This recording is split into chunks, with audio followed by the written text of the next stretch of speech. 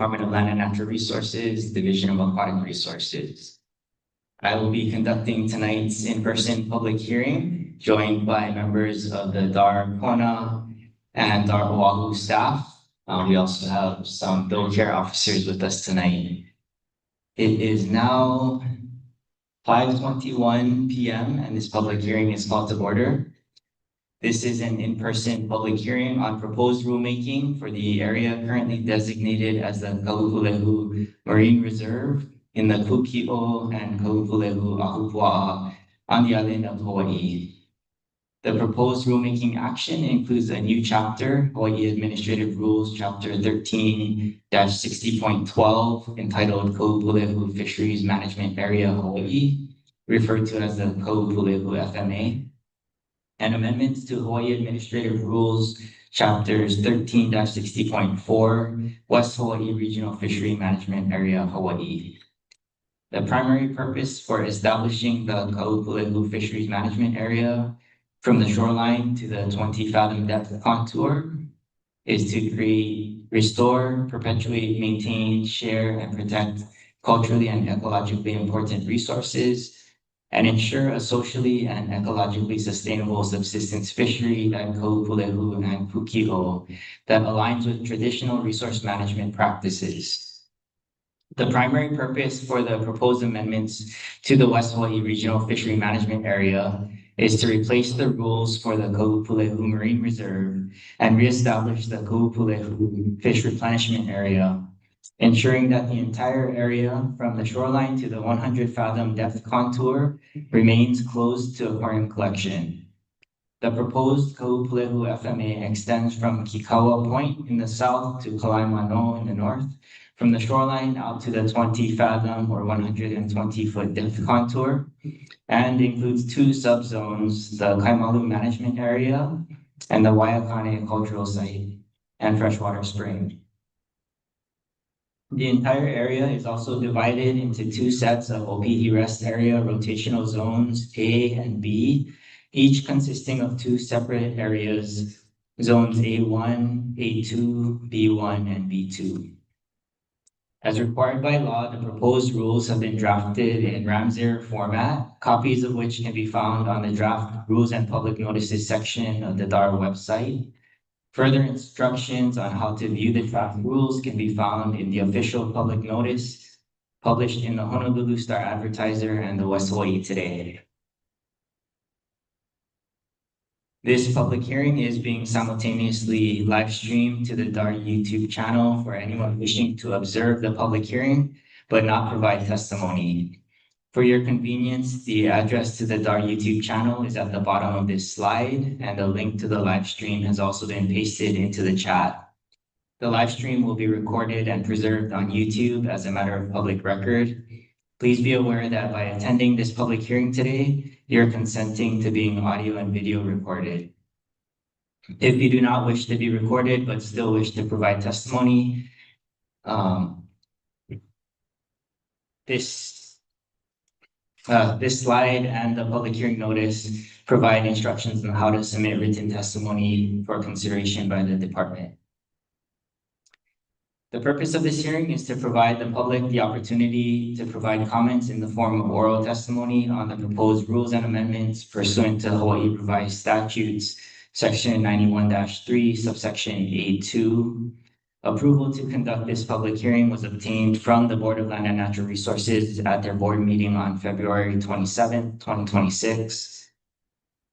The legal notice of this public hearing was published in the March 7, 2026 Saturday issue of the West Hawaiʻi Today and the March 8, 2026 Sunday issue of the Honolulu Star Advertiser. Additionally, notice of this public hearing was posted on the draft rules and public notices page of the DAR website, where digital copies of the draft rules in Ramsar format can be found, as well as posted on the announcements page of the DAR website. We will begin by watching a pre-recorded slideshow explaining the proposed changes to the administrative rules. We will then transition to the public testimony portion of the public hearing. Everyone wishing to provide testimony today was required to pre-register using the registration link in the public hearing notice, or sign in at the front table. We will keep the registration open throughout the duration of this public hearing.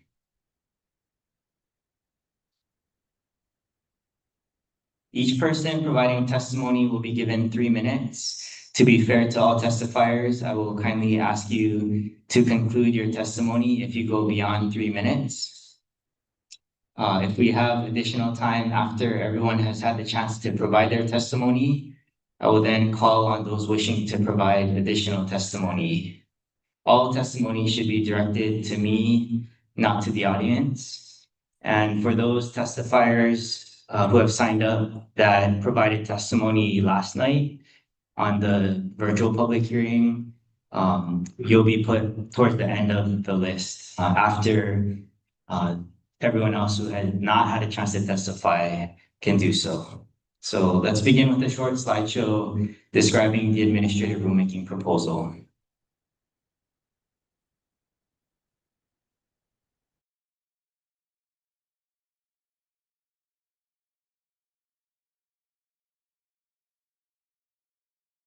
Aloha and welcome to the public hearings for the proposed rulemaking action to establish the Kaʻūpūlehu Fisheries Management Area and to revert the Kaʻūpūlehu Marine Reserve back to the Kaʻūpūlehu Fish Replenishment Area. We will begin this presentation by orientating ourselves with the geographical area covered by the rules and reviewing the regulatory background that has led us to today. This rulemaking proposal falls within the same geographical footprint as the Kaʻūpūlehu Marine Reserve, currently in place. Here is a map of the Ahupua'a and coastal Wahipana of North Kona. The area covered under this rulemaking proposal begins in the northern section of the Ahupua'a of Kūki at Kikaua Point to the northern end of the Ahupua'a of Kaʻūpūlehu at Kalaimano. In 2016, in response to decades of observed decline in their marine resources traditionally relied upon to feed their families, a community-led proposal was implemented in the form of the Kaʻūpūlehu Marine Reserve to give the shoreline a 10-year rest from all fishing pressure from the shoreline to the 20-fathom depth contour, and from some fishing pressure from the 20-fathom depth contour out to the 100-fathom depth contour, where fishing using hook and line was allowed for some deep water or pelagic species and introduced species. In addition to giving the resources a chance to recover, the 10-year closure allowed time for the development of a comprehensive management plan to allow for sustainable harvest when the coastline reopens. This initiative was called Charwait. Hui Kahuvai, a community nonprofit organization whose roots stem from the court-mandated Kaʻūpūlehu Marine Life Advisory Committee, took the lead on putting together a draft management plan as the community stewards of the area. This slide highlights some of the work that Hui Kahuvai has accomplished over the course of Charwait. Hui Kahuvai has hosted over 65 educational huaka'i reaching over 1,762 keiki and hosted 223 outreach events reaching an estimated 6,027 people. Over social media, Hui Kahuvai has been able to reach over 617,275 people. Hui Kahuvai has participated in 5 Makai Watch trainings, hosted 6 invasive fish removal events, conducted 91 community monitoring surveys in addition to partner-led dive monitoring, and presented at 9 conferences. Since 2022, Hui Kahuvai and the Division of Aquatic Resources have gone through multiple revisions of the draft Fisheries Management Plan based on feedback received from continuous outreach and public scoping with lineal descendants, fishers, residents, commercial operators, agencies, and the general public, resulting in the most current version of the Fisheries Management Plan and this corresponding rulemaking proposal to implement the plan. Subsequently, the rules have been approved by the board for public hearings, leading us to provide yesterday's virtual public hearing and today's in-person public hearing. Next, I will provide a comprehensive overview of the proposed rulemaking action. The proposed amendments to the West Hawaiʻi Fishery Management Area would repeal the rules for the Kaʻūpūlehu Marine Reserve and re-established the Kaʻūpūlehu Fish Replenishment Area that was in place before the area was closed to fishing in 2016. Additionally, this proposal would make other housekeeping amendments throughout the chapter. The map shown on this slide illustrates how the fish replenishment area prohibiting aquarium collection from the shoreline to the 100-fathom depth contour will overlay with the proposed rules for the Kaʻūpūlehu Fisheries Management Area from the shoreline to the 20-fathom depth contour that I will go over in the following slides. To be clear, these rules are separate and apart from the aquarium fishery management rulemaking proposal that is moving forward in tandem with this rulemaking proposal. And aside from re-establishing the Kaʻūpūlehu Fish Replenishment Area, these rules do not make any amendments related to aquarium fishery management.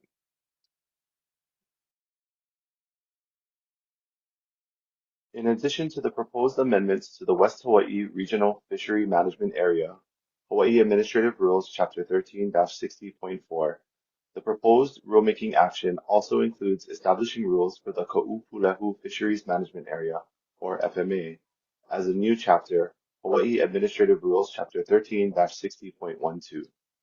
The proposed Kaʻūpūlehu FMA extends from Kīkaua Point in the south to Kalaimono in the north, from the shoreline out to the 20-fathom depth contour.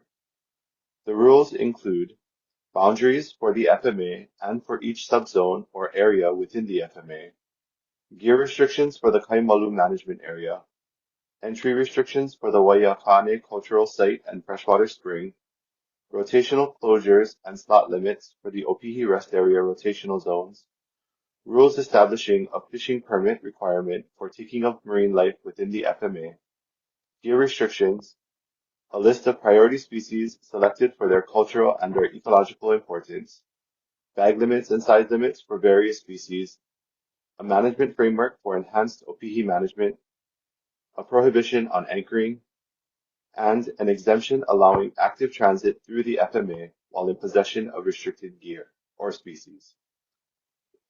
The map on this slide shows the boundaries for the FMA and its subzones and associated reference points, with the call-out boxes zooming into the Kaimalu Management Area indicated with the red hash marks, and the Waiakane Cultural Site and Freshwater Spring indicated in yellow. Here is a dedicated map of the FMA boundaries and the Opihi Rest Area rotational zones with their associated reference points.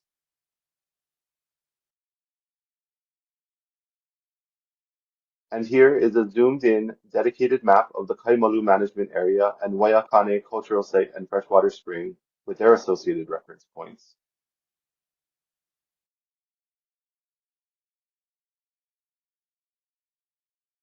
As mentioned in the previous slide, the rules establish the Kaʻūpūlehu FMA fishing permit, which would be required for taking of marine life within the FMA.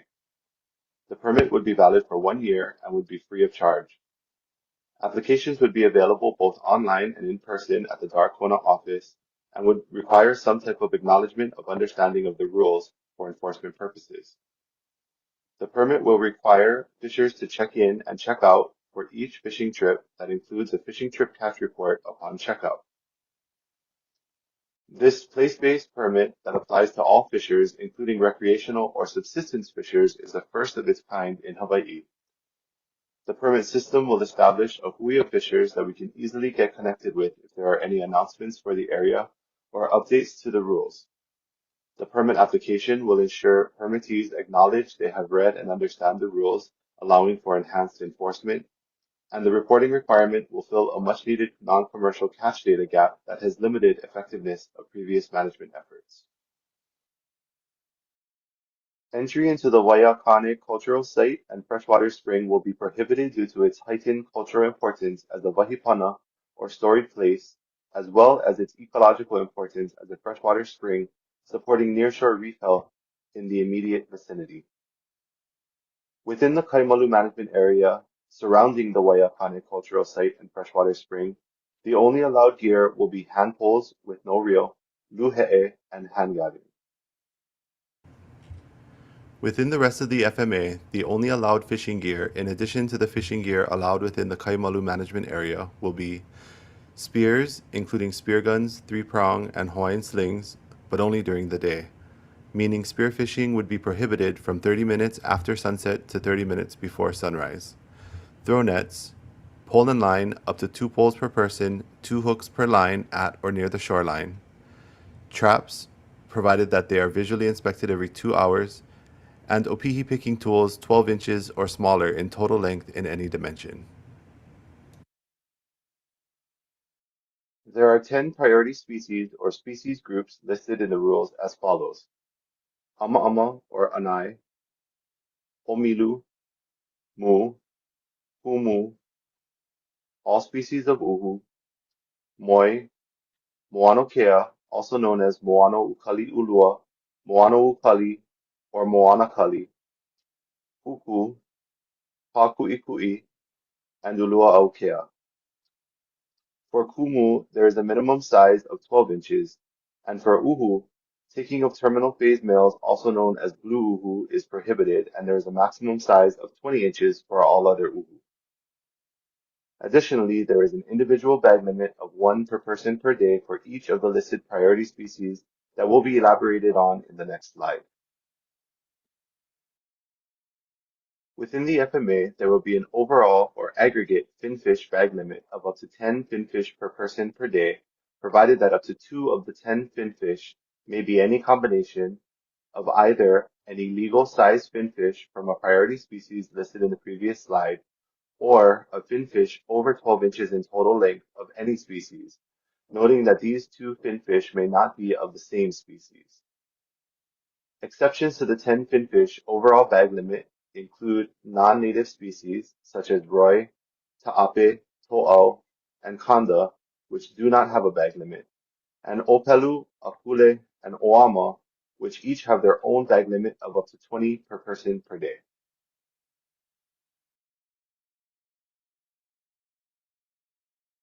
For invertebrates, taking of live kupe'e will be prohibited.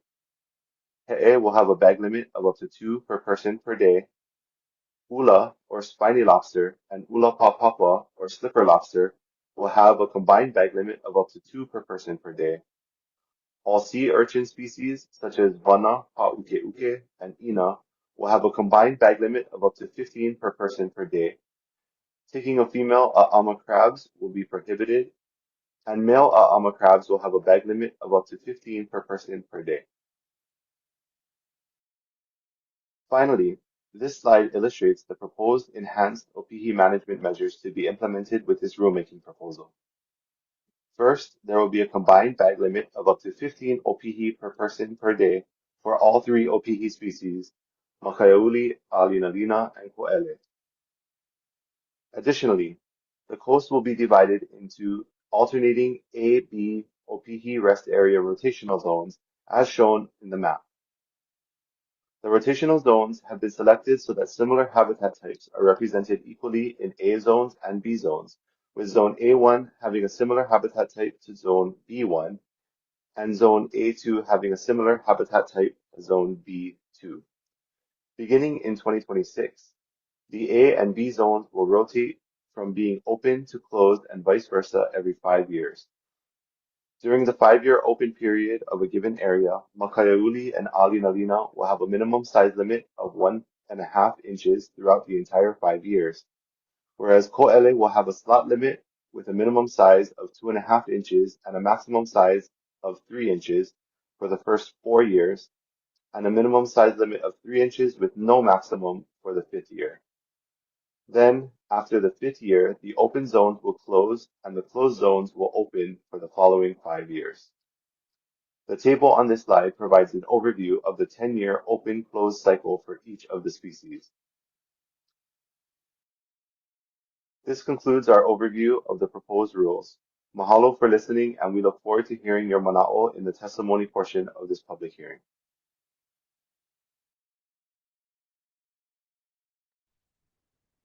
We've now reached the testimony portion of this public hearing.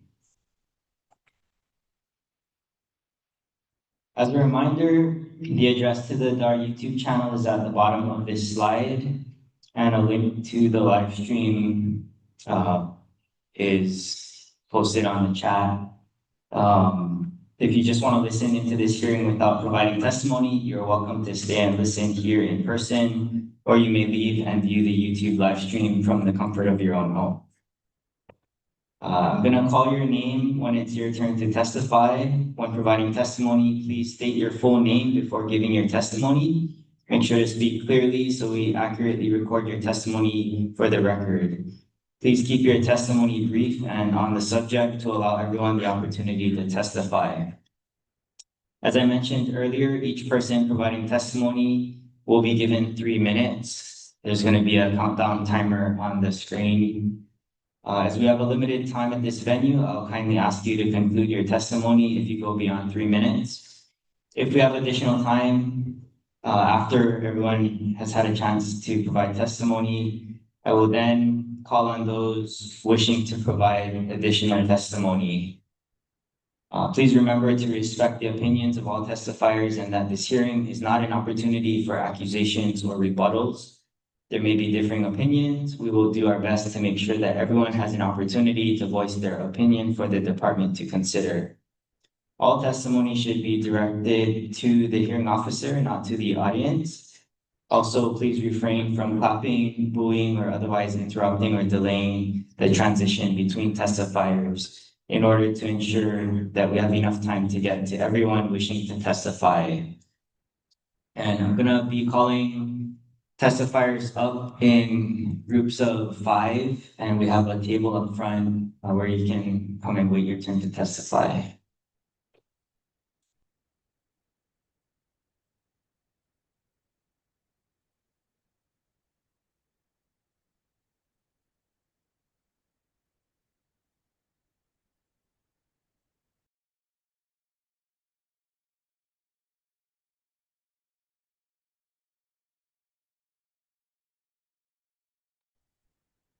Followed by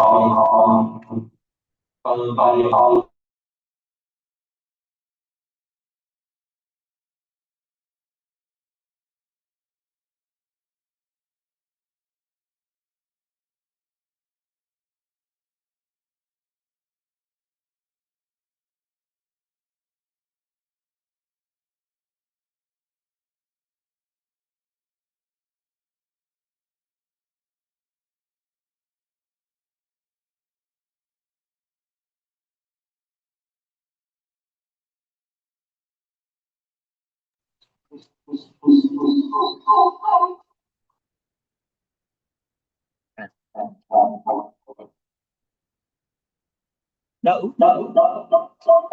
Sorry.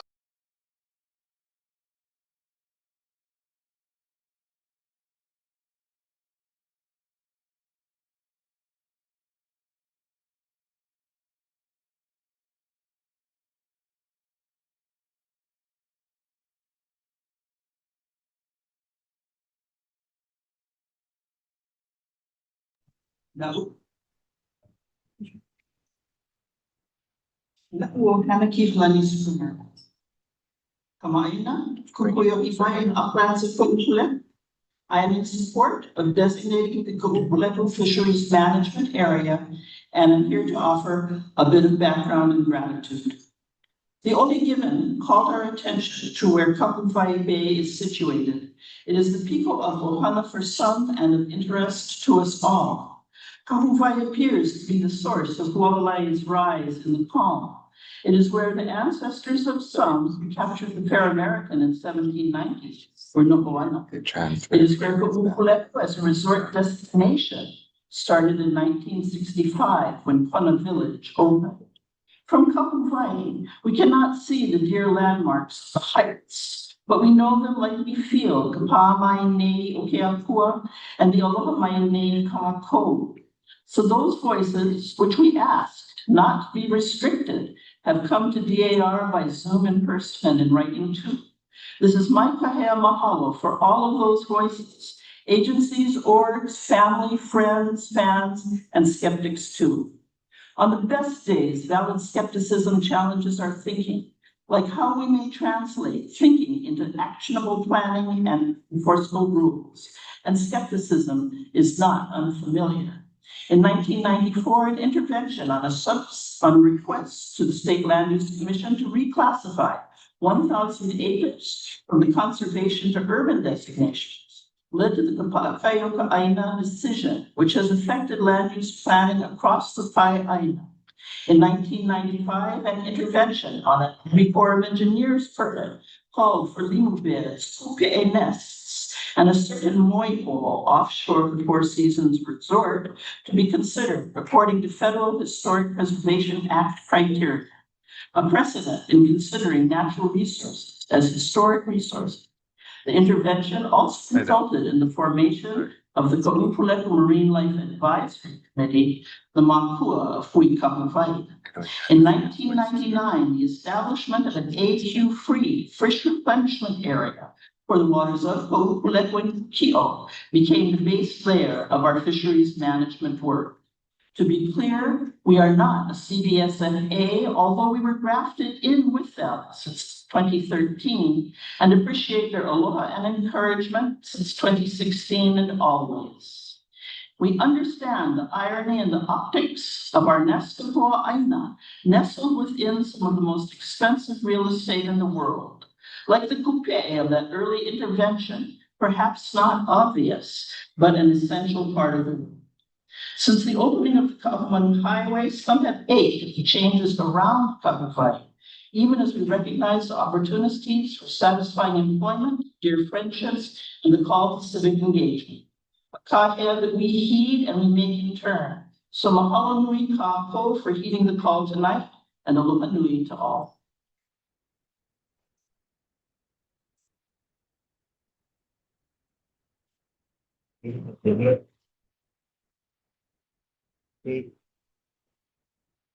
Ariel, Lindsay. Oh.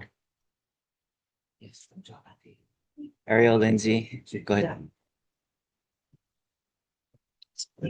What an honor to fall at Diana Mahalo Alake.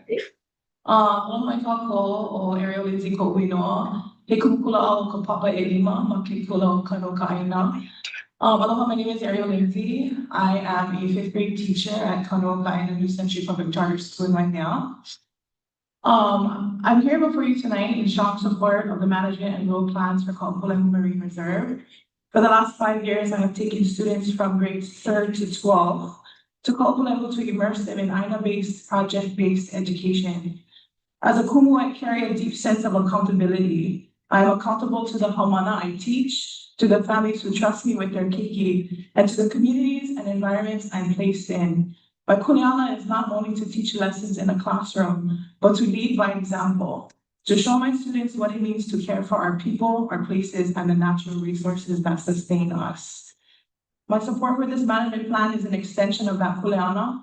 I do so with the hope that we all share a common goal to ensure that our natural resources last longer for the generations who follow us. Though Hawaii is small in comparison to the world's vast continents and larger biodiversity regions, the life held within these islands is immeasurable. Our isolation has made this place one of only 36 biodiversity hotspots worldwide, filled with species and ecosystems found nowhere else on the earth. But we are also known as the extinction capital of the world. That same smallness and uniqueness makes what we have incredibly fragile, where every loss is magnified. The reality of carrying both of those truths should move all of us toward deeper accountability, stronger stewardship, and immediate action. What makes Hawaii so special is exactly what makes it so vulnerable. Our ecosystems, our marine life, and our native species are deeply connected to our identity as a people. If we fail to act with intention and accountability now, we risk losing not only species, but also the pilina and practices that tie our communities to Aina and Kai. I want my students to inherit more than stories of what once was. I want them to inherit Aina Momona, abundance, responsibility, and the understanding that malama is an active choice. Supporting this management plan is one way we show them that stewardship is not something we speak about, it's something we do. Mahalo to you all for being here to support us today.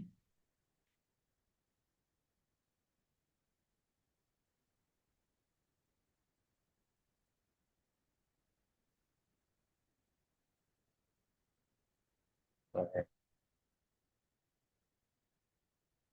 Aloha. Olias from Ko'ino. We are here on behalf of our school, Kanua Ka'aina, and classmates who couldn't be with us tonight.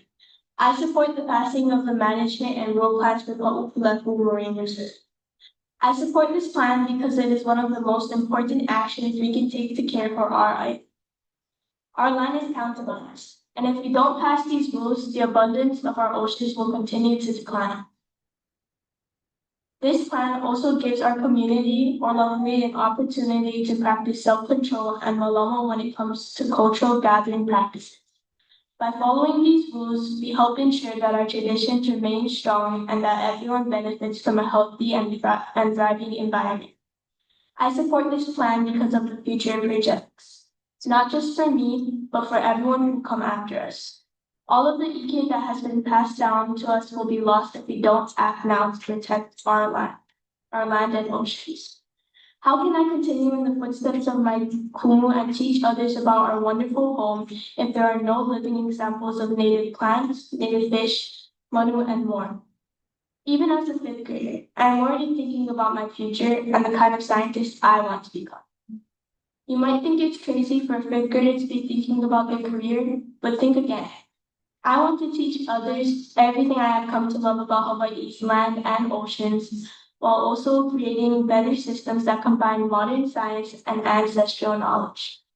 By learning from both the past and present, I hope to develop ways to protect our environment, guide future generations, and make sure the lessons we have learned through Kaʻūpūlehu are never forgotten. I know it is impossible to please everyone, and I cannot imagine the weight of the decisions you make, but I ask you to think about the world and environments we are leaving behind for our future generations. Mahalo nui loa.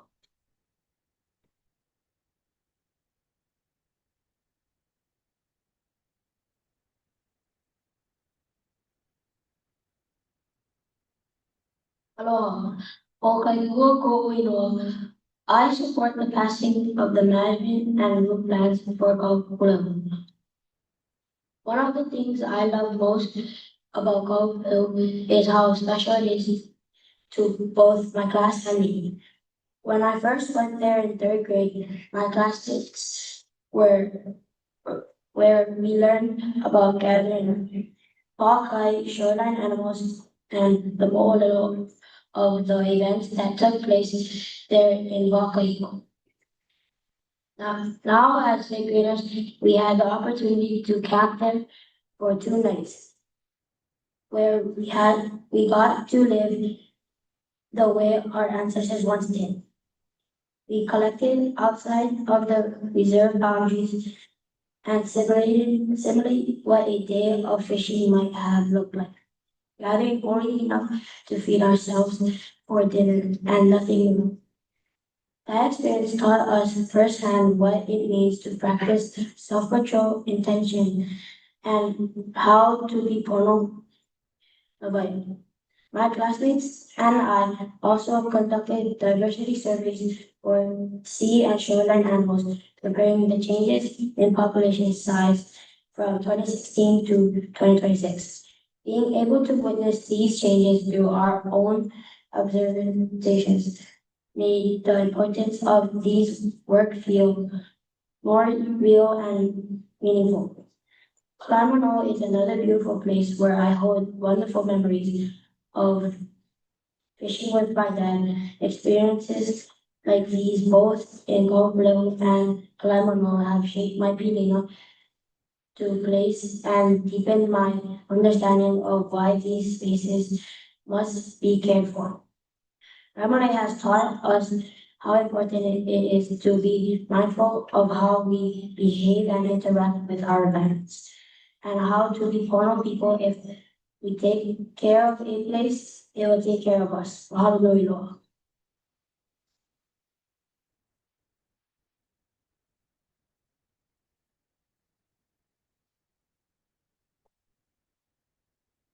Aloha.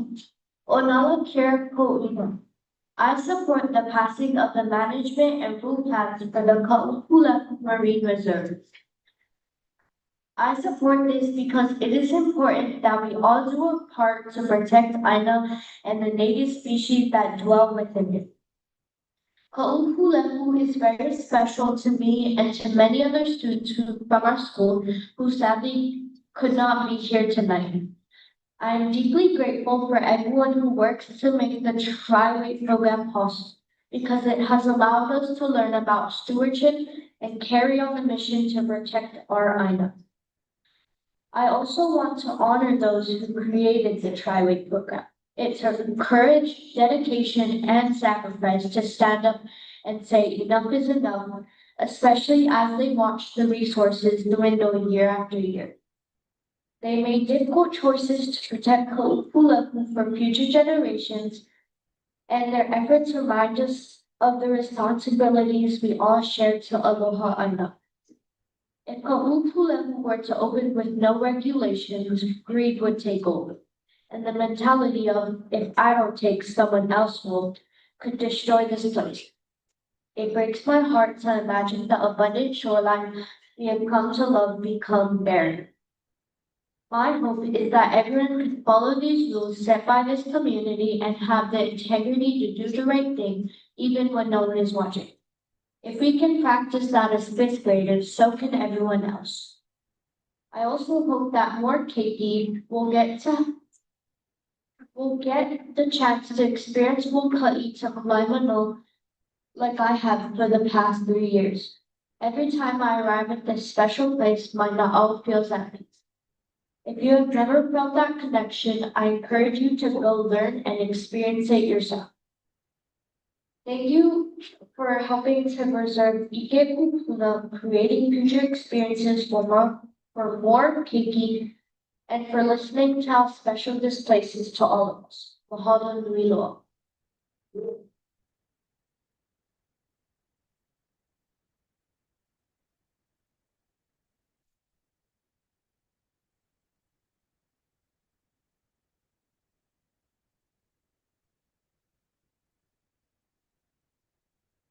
Aloha. O Aio Nolu Emsi Kouno. I support the passing of the management and the route plan of Kaʻūpūlehu Marine Reserve. I support this because it has shown so much progress during its last 10-year rest period. I am grateful for our kupuna who started this movement. Their hard work is helping my generation and every generation that comes after me. Instead of leaving a bigger mess for us to fix, when we become adults, they are taking action now. That inspired me to want to share my ike with everyone around me. It also helps me grow my pilina or relationship to this place. Kaʻūpūlehu is not just somewhere you go fish. It is a part of who we are. The ocean feeds our families, teaches us responsibilities and connections to our ancestors and to the generations still to come. These rules are not meant to stop us from fishing. They are meant to help people practice being pono no fla'i'a. My dad and my older brother taught me to take only what we need. If we have to put back fish in the freezer, then we should have just left it in the ocean for someone else to feed their ohana. If we continue to take, there will be nothing left. This is not a limitless resource. And it is our kuleana to Mahama Aina and Kai to take care of the land and seas that feed us. By caring for this place, we also care for our people, our culture, and our future. Mahalo.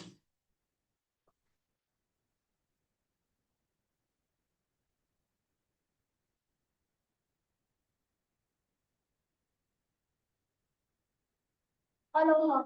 Okay, couple more Jordan Ko'u. I support this because through the Tri-Rate campaign, we have been able to learn about Aina stewardship and apply this learning in our everyday lives. Standing up for something you believe in is what our mahua, kumu, and kupuna teach us to do. What better way to make a lasting impact on our future and the future of our Hawai'i than by honoring their legacy?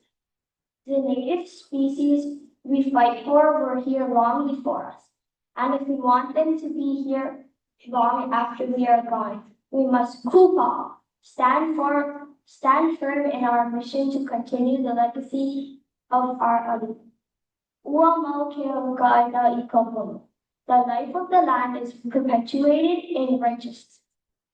We must po'oma, and keep growing despite the challenges of our ever-changing world and its people. I've learned about the life cycles and the seasons of many Hawaiian plants and animals, and I understand why our pupunas place a couple on certain spaces at certain times. I am confident that if they were to see the ongoing extinction of our native organisms, they would support the rules and regulations made by this island. The choices we make today will echo far into the future. Every action or inaction affects the aina, the kai, and the creatures that call this place home. By standing together supporting this path, we honor those who came before us.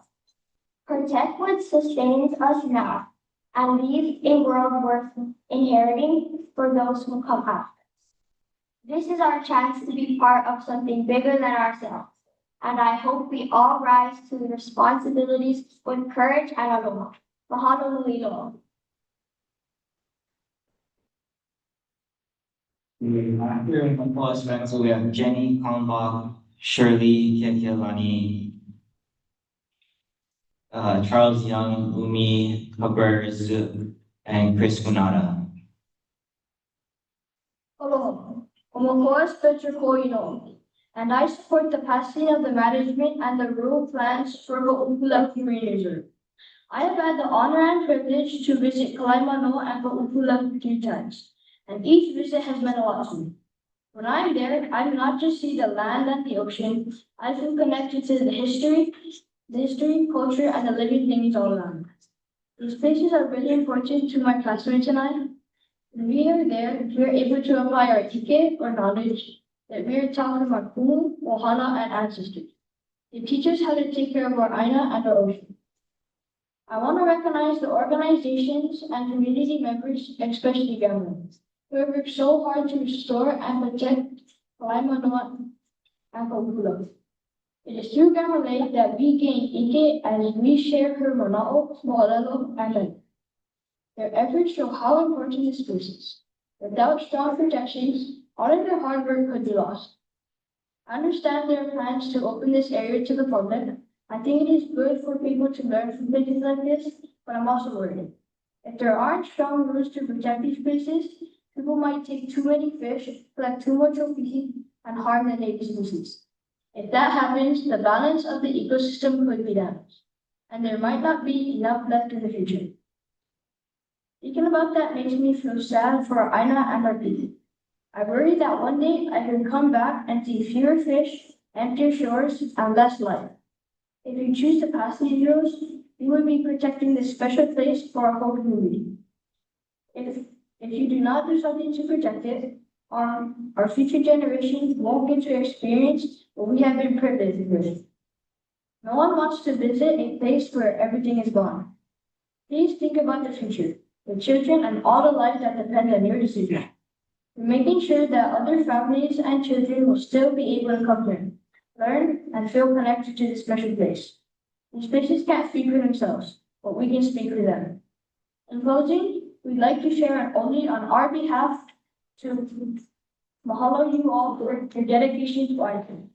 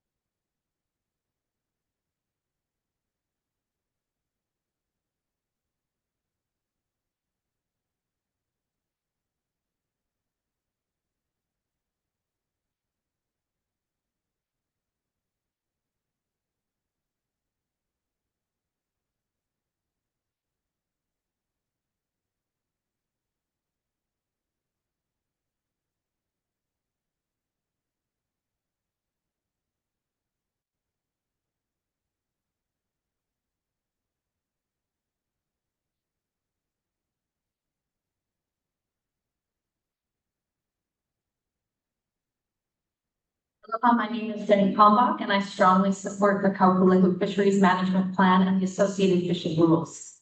For the past 20 years, I've worked on the beach at ūpūlehu Bay. Over that time, I've spent nearly 40,000 hours in and on this bay. This daily long-term connection has given me a rare opportunity to observe changes in our nearshore marine environment firsthand. During the 10-year tri-weight rest period, I witnessed something truly remarkable, the return of our reef fish. There has been a clear increase, not only in the number of fish, but also in their size and the diversity of species in the bay. It has been incredible to watch an ecosystem that once felt depleted begin to recover and thrive again. This recovery is not accidental. This plan is the result of an intentional, collaborative 8-year process led by Kūki. Their outreach has engaged thousands of community members, fishers, families, students, and cultural practitioners, ensuring that this plan reflects both lived experience and sound management. Kūki has worked tirelessly on this effort. Thousands of hours have gone into shaping these rules. For the few who claim that work has not been done, that is simply not true. They do not understand the depth, care, and commitment behind this process. It is also important to recognize that compromises Kūki has already made. In the process of revisions, too many protections have been scaled back. These rules should not be weakened further. If anything, they should be more restrictive to ensure that the progress we are now seeing is protected and not reversed. What we have witnessed during the tri-weight period is rare and it is fragile.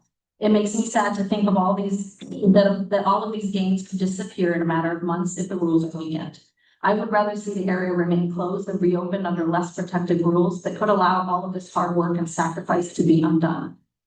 The proposed permit system is an essential part of this plan. It ensures accountability and responsible use of the resource. Permit-based systems are widely used across the United States to manage fisheries sustainably, helping attract use, prevent overfishing, and protect ecosystems. Kaʻūpūlehu deserves that same level of stewardship and accountability. It is also important to recognize who has been leading this effort. The families and people of this place have made the difficult decision to give up their own fishing in order to ensure that future generations will have abundant resources. That is true stewardship. In contrast, many of the voices calling for weaker rules are not from this place and are advocating for fewer restrictions for their own short-term and in some cases selfish benefit. It is deeply concerning and frankly unacceptable that DAR appears to be giving weight to a small number of these voices over the commitment and ike of the community who knows this best. Please honor the work of Kūki and the people of Kaʻūpūlehu. Do not let their effort, sacrifices, and this rare ecological recovery go to waste. Thank you for your time.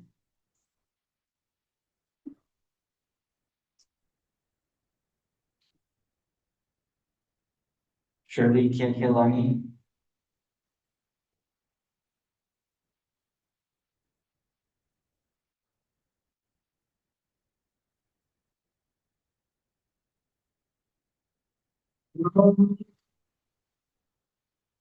Shirley Kiakilani. No, I'm not Pua. Iuka, which is not true. Pu'ubaba and Pu'uanuhulu, our ancestral homeland. Kaʻūpūlehu.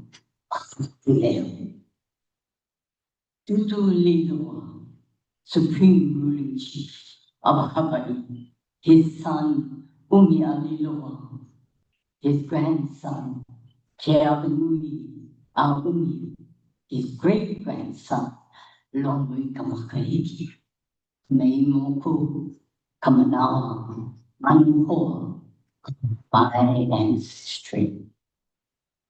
They have handed down to my makuas and makuas that passed on to me our Aboriginal knowledge. Each then continue, remember Kupuna, to stay connected, be with their DNA. Me, my keiki, my mopunas, this birthright with ancestors, one and the same.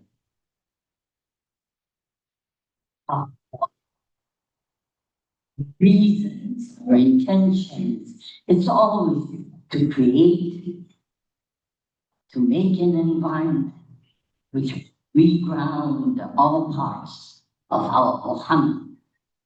Tumalama, that's moku, konopiki, like Nana, like them. How, where, when, why, what, who cared for, about the lifestyle, living with the same values and worthiness, making, showing, telling how it is. Times, periods, past days, was, and is not easy as it looks. We speak words to use our head, our eye, ear, hand, feet, body, and language put into action. Look, watch, observe, make, do, which is heritage.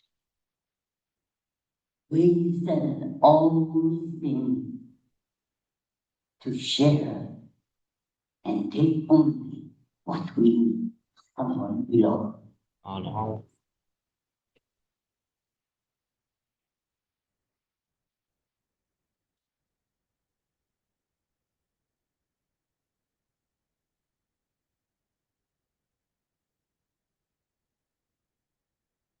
My name is Charles Young. I reside in Gillian, South Carolina.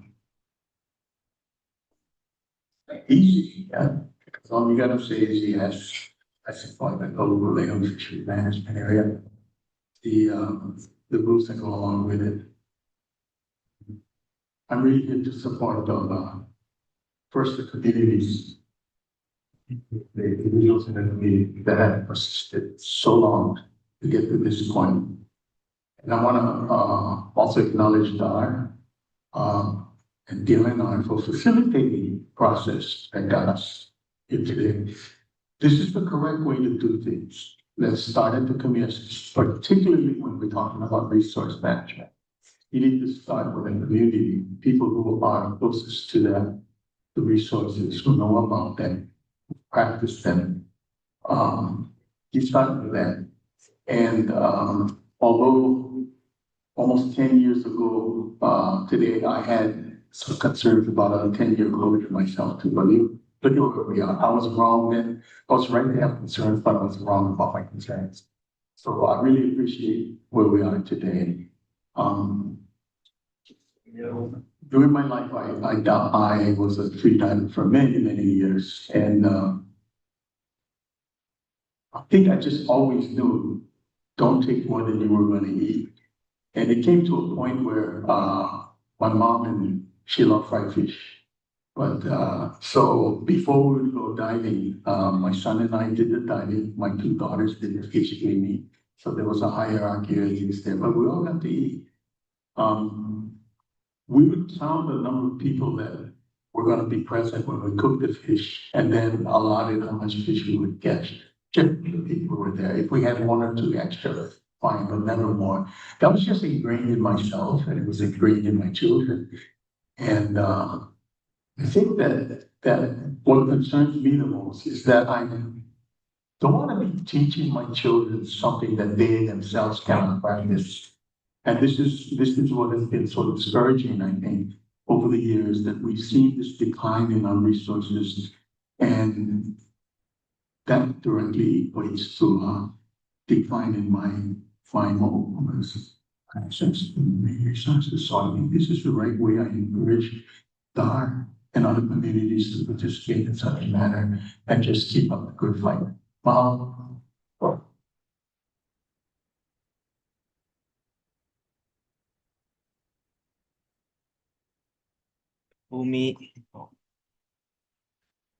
Umi Cabrera Zook.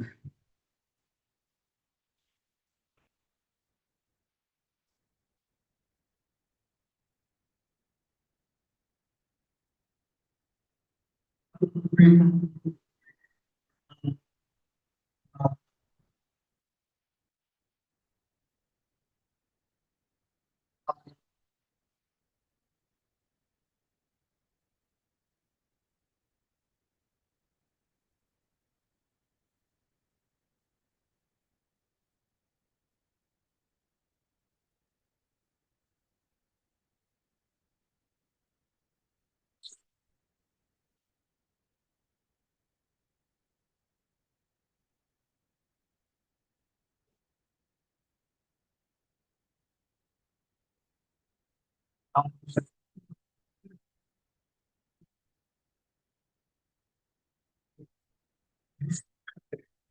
the key to eternal knowledge for many generations to come. Strongly support Kaʻūpūlehu Fisheries Management Plan in the way that we can. Start with the who. I will talk to catch, clean, and eat as the young children. Thank you for our ownership that continue to stand strong for us, but we as we continue on for our future generations to come. Mahalo.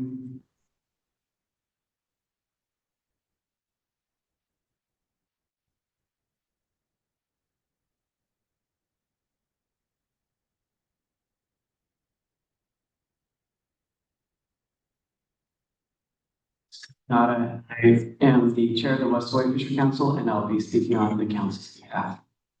In 1998, Act 306 created what we now know as the West Hawaiʻi Regional Fishery Management Area. The West Hawaiʻi Fishery Council was formed as a multi-stakeholder organization for management input with the Division of Aquatic Resources.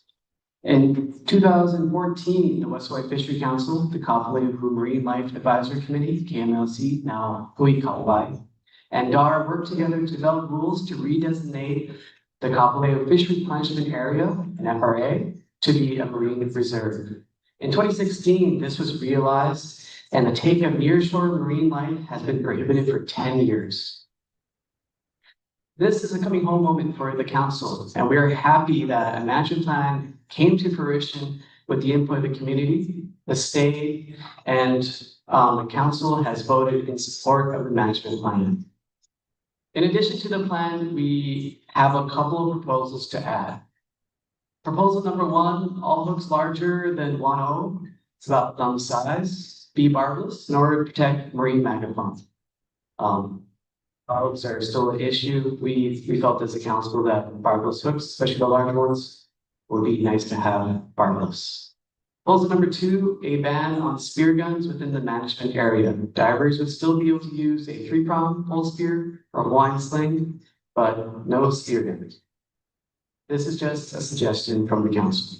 Again, the council votes in favor of the management plan. We're looking forward to the reopening of the Kaʻūpūlehu to share the ono and feed our families. Mahalo.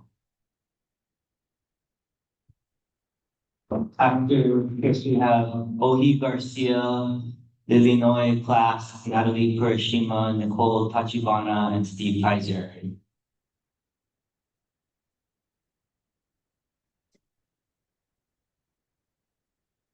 Ohi Garcia. Oni Garcia. Just a quick question before you start the 3 minutes. I heard 100 fathoms, or is it 20 fathoms? Can't answer questions, but I can clarify that with you later. Please, because I don't have a problem with the 120 feet to 20 fathoms, but if it's going out to 100, that's a whole other discussion. So I didn't see that on the plan either. So first off, I want to thank Hannah and Becca. Some of us fishermen had a meeting with them, and it was a good discussion. It really was. Dar was there too. You know, I think I want to thank them for being receptive too, for some of the changes that's been made. And we just have a few more that we'd like to see. By the way, I saw that you guys want to increase the size of 12 inches, which we all agree is a good idea. Can you state your name for the record? Can you state your name? So, for the record, a few things. One is, well, I'm morally, I'm against, I don't think it's formal to have spear guns, but with bag limits, why not? I mean, you only can take the amount of fish that you can, and then you leave. As a guy who fishes from a boat, we have a problem with only the 2 hooks. If a lot of us who use the damashi or the Miki, and it comes with either 5 or 7 hooks. And once again, you take your limit and you leave. So with the gear restrictions, I don't see why we have gear restriction when we have a bag limit. The bag limit takes care of taking too much fish. Doesn't really matter whether we have 5 hooks or 7 hooks. You catch a thin fish and we go, and we're all fine with that. The second one, I'm probably the only trapper on this island. I still trap. I use fish traps. And this idea that you're gonna have a visual for every 2 hours, it doesn't work. And I'm fine with having no traps inside the 120. I don't know why we just don't ban the traps completely, because the rule, if you're gonna use fish traps, is sort of useless. It's not the way traps work. I'm not fine with ulua, the limits on ulua, uku, umilo, halalu, upelo, and akuli. These species are transient. They're not really resident animals like the reef fish. They come and they go. Also, if you look at like halalu and oama, even in the old days, when the fish come in, they're not always there. You take it. And you know, we have limits. You kind of net them. You got to use hook and line and stuff. And even in the old days, when the fish show up, you take them. I mean, we're not trying to wipe them out, but and these other fish, like the ūpūlehu stuff, they're not there all the time. They're not residents. They come and they go. So I'm against having limits on those. And the next one, and the big one, is anchoring. As a responsible boater, I don't anchor on the coral. I always look for the sand patches to anchor.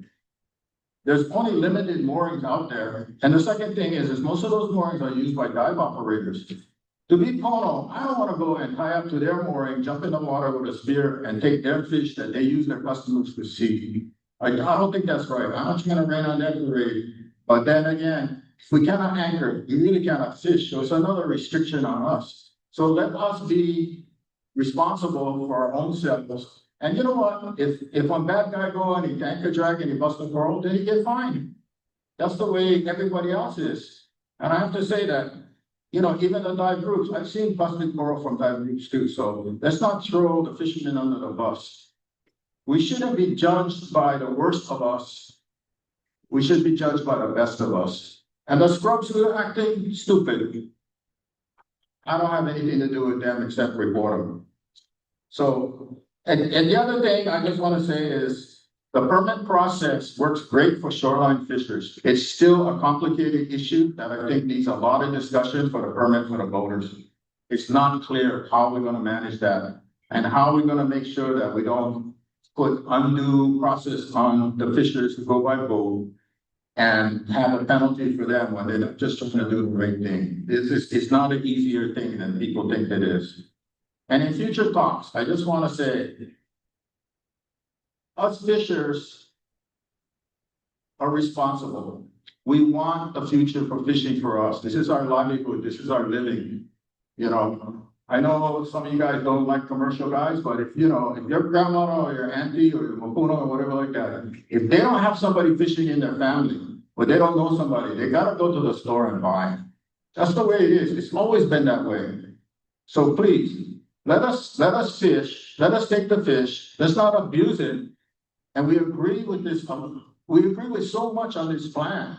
Let's not throw it out, but we can just tweak it a little bit and we'd appreciate it. And in future groups coming up with either CBSAs or whatever that, please involve the fishers and active fishers.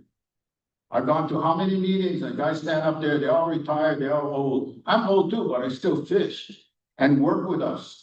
Don't think we're the evil guys and stuff like that. Work with us so that we all can come to a conclusion. We all got to give a little to get a lot. That's my point. So thank you very much. Okay, thank you. And for the record, that was Steve Kaiser providing testimony. Next up, we have Oni Garcia, Illinois class, Madeline Pershing,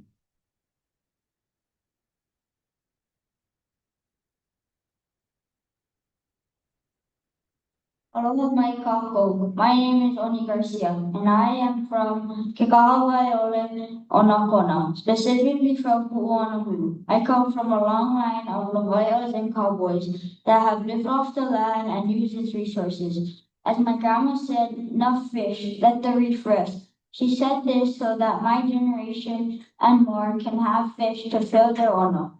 I haven't been able to fish in front of Kaʻūpūlehu. So when I was a little kid, I would always bring my pole when I would come to work with my grandma. But I would always have to walk far north past the boundary. I grew up around Kaʻūpūlehu. I would always be at the Roy Roundups, meetings, and more. And I would be with the groups. I didn't feel great waiting so long and then having people come fish and take more than they needed. So with this said, I support the Kaʻūpūlehu Fisheries Management Plan. Mahalo.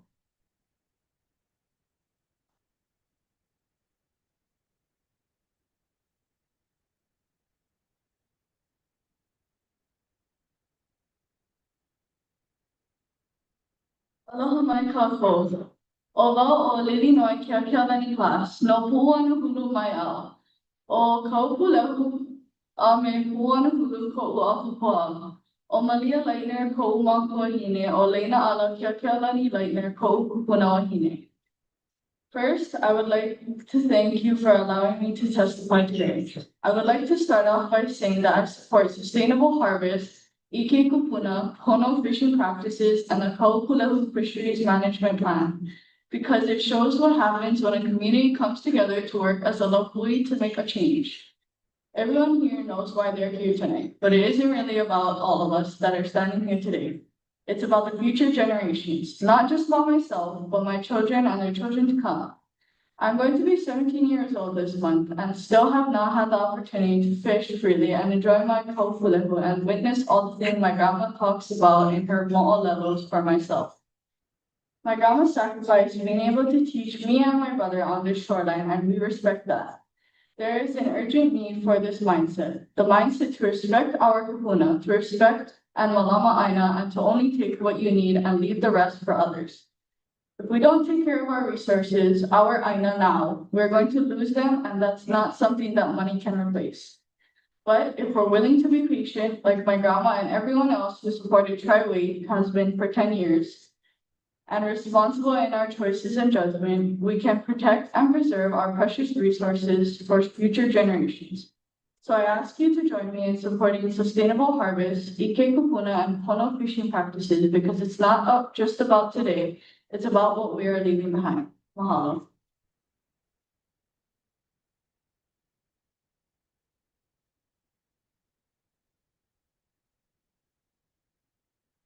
Natalie Kurishima. Then Nicole Tachibana, Madison Kiersey, Akoni Nelson.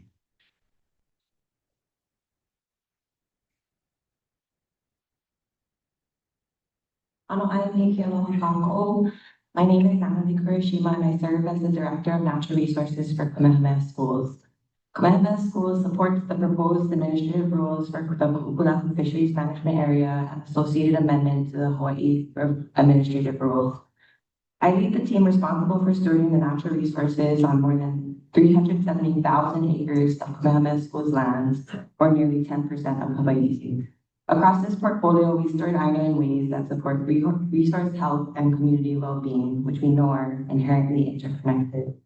Kaʻūpūlehu stands out within this work. As the majority landowner within the Ahupua'a and as an active member of the Kaʻūpūlehu Marine Life Advisory Committee / Huli since 1996, Kamehameha Schools has been part of a decades-long effort to care for these resources along the lineal descendants and broader community. This work reflects a deeply grounded, place-based approach that is a model of fisheries management. I've had the privilege of working alongside the Kaʻūpūlehu community for nearly 15 years, and I've witnessed firsthand an approach rooted in aloha kekahi kekahi. Under the leadership of the Kupaʻaina of Kaʻūpūlehu, Hui Kahuai has led one of the most extensive and inclusive community engagement processes I've seen. They have brought together voices with diverse perspectives, including those in disagreement, and engaged them with openness and respect.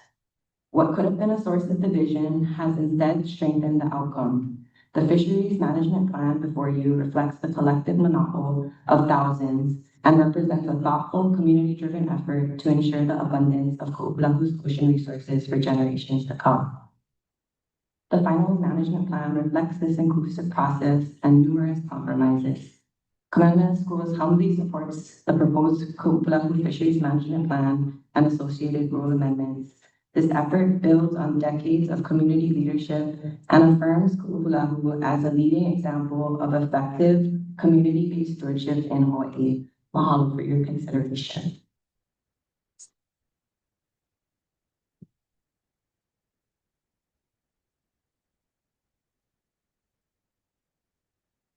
Hello, my kako. My name is Nicole Tachibana, and I have worked in Kaʻūpūlehu for 16 years. This place has woven its way into my heart, my work, and my kuleana. Kaʻūpūlehu is not just where I work. It is where I learned what responsibility place truly means. I'm here today to support the Kaʻūpūlehu Fisheries Management Plan. It would have been funny if I said I'm not here to support, right? Because this plan is asks something of all of us for courage to embrace change, courage to embrace creativity and explore perspective, courage to try new fishing techniques or bring back old ones grounded in Hikepuna, and we should all be excited for it. These rules are not intended to restrict access. They are intended to provide access to those who fish with intention, access for families who fish to feed their ohana, and access into our future. This plan is not based in opinion, guesswork, or private hidden agendas. It is based on hundreds of fish surveys, intertidal surveys, creel surveys, human use surveys, conducted over many years. It is based in mo'olelo, based in native knowledge, and data. And this work is and will still continue. The plan has also listened and evolved. We have heard community feedback and we have made real changes. For example, the HAR bag limit was once proposed at 1. After listening to the community, it is adjusted to 2. The overall finfish bag limit was originally 6. Today it stands at 10, except for some species. These changes reflect compromise, responsiveness, and good faith effort. I want to be honest, there's probably nothing I can say that will change the minds of those who disagree with these rules. But we have a plan that has been examined through many lenses, including DARS. The plan represents years of discussion and debate. Each rule was placed strategically to support the next. And each time we remove and shift rules, we risk weakening the entire plan.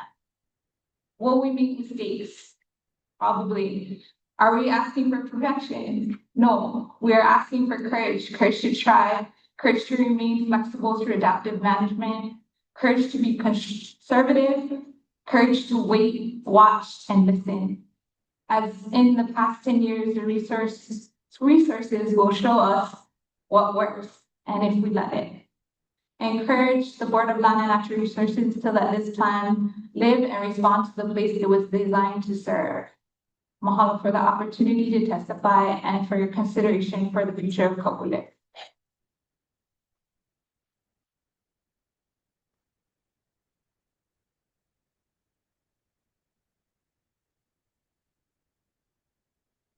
Aloha, my name is Madison Kiersey. I am here in strong support of the proposed Kaʻūpūlehu Fisheries Management Area rules.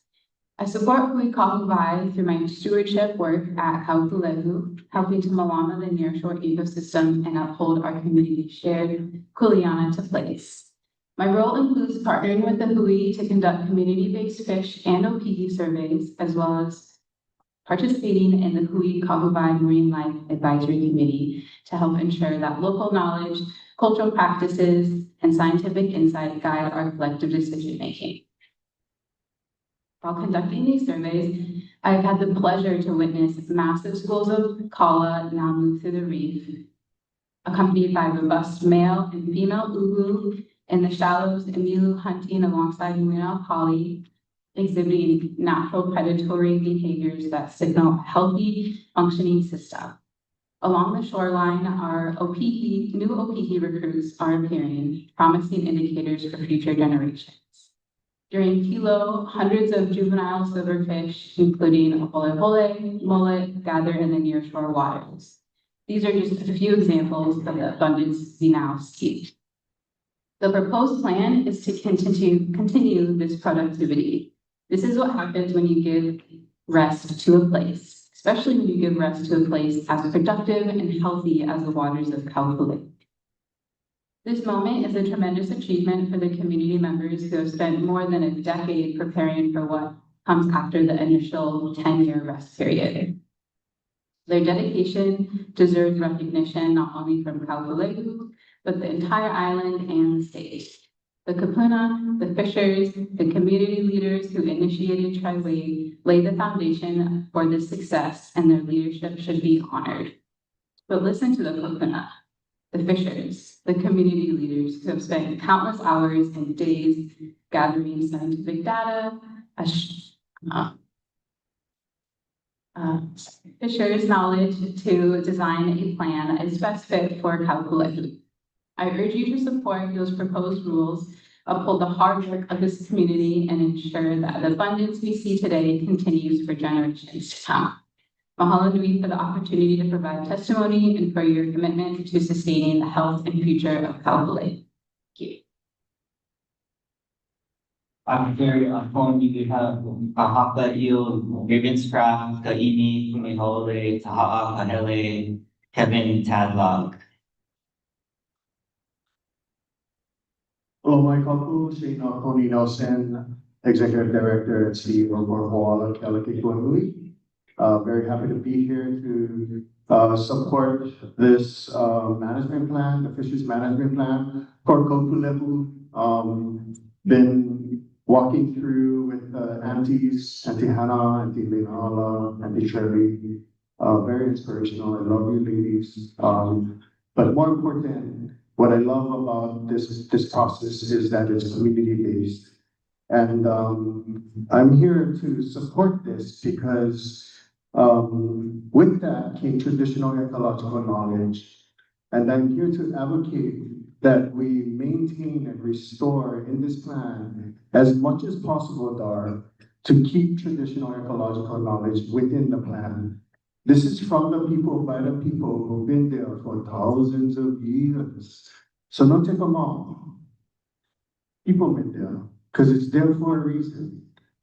These families was there for a long time, so listen to them. Also, Hawaiʻi Kaʻūpūlehu strongly supports the Kaimolu area and no entry for in that area where Waiokane is at. But we also would like to request that we restore the 120 feet depth to restore the original boundaries that was actually there from the very beginning. I think as a practitioner of two Luakini Heiaus in South Kona, our wahi kapus are being challenged and disrespected, not just by visitors, but also from people who are knowledgeable to understanding how to engage these areas. So I'm super happy that the families have restored or even re-acknowledged the Waiokane section or this Taimalu section at Kaʻūpūlehu. Two more things. This plan is an affirmation on traditional and customary rights, and that it should be supported strongly by the state's obligation to uphold those rights. And so again, restoring traditional ecological knowledge is not a request. It is subjected by your statutory requirements. And this I say that is, especially when it's place-based, is part of adaptive management and co-management. And so find the ability to understand that traditional ecological knowledge is not just Hawaiian values and worldview. It is a statutory process that should be implemented in co-management and adaptive management agreements moving forward for all communities, not just Kaʻūpūlehu. One last thing, I think I just wanted to reiterate that adding back customary practices that was suggested by the community, such as the seasonal closures, size limits, and the removal of gear such as barb hooks and slide bait riggings. I mean, all of these things need to be restored, and they were initially put there for a reason. And that's kind of where Koala Kaliki was nui stand. Mahalo for your time.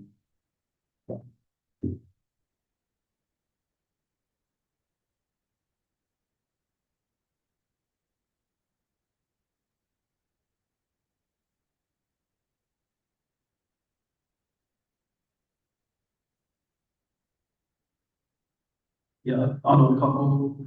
Kaʻūpūlehu Ravenscraft, the whole Kealakekua. I usually representing South Kona because I'm in Puku like that. But I actually get some North Kona ties as well. One of my earliest memories is was the view from Uncle Peter Park's house of Hawaii. Anyway, here in, yes, strong support for this management proposal for the fishery rules, and also here to support our working partners at Hawaiʻi and really the decade, more than a decade of work that those guys did to create this management process. And it's really in the support of bringing in, again, that traditional ecological knowledge, which is a term you hear us throwing around a lot, but it's crucial to the success of these fisheries and of these areas. Addressing ecological impacts through persistent observation and informed adaptation has for centuries served a key function of our ancestral kapu systems, our practices of lawaiʻa and hoʻouluai. However, since the replacement of traditional stewardship with the sole reliance on mainstream academic sciences, major gaps and inaccurate data readings have been rendered. And I've seen this across multiple agencies. The goal of restoring traditional methods in cooperation with the Western concepts and technology is to restore Mauli Auhonua. The Mauli Auhonua is a community fortified in generational practices and traditional ecological knowledge. These are communities that are able to adapt and grow sustainably. And the challenge I have for friends at the R is to keep these conversations going, keep consulting your community, bringing in those people that do the kilo, and understand that kilo and science are one and the same. That is observation, analysis, interpretation. These practices are one and the same, and that's how we inform the decisions that we make. So just wanted to reiterate that support, and looking forward to working with you guys more.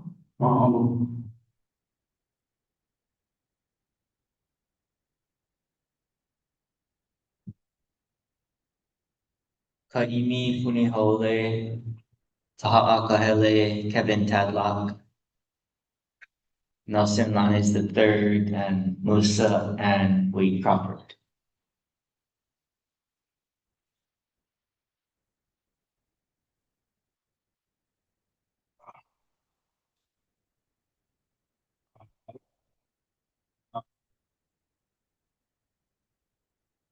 Yeah, just like to thank the DAR for letting us speak today and allowing the community to give testimony.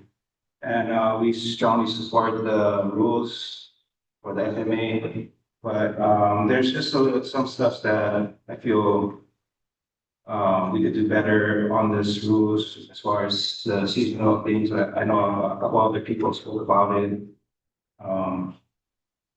But you know, I didn't really have a speech today. I just came to listen actually, but yeah, there's some things that I wish that we could adjust and change the rules. But as far as everything goes, we agree and we thank the Kūki and all the ohana that has cooperated with DAR to come up with these rules and regulations. Mahalo.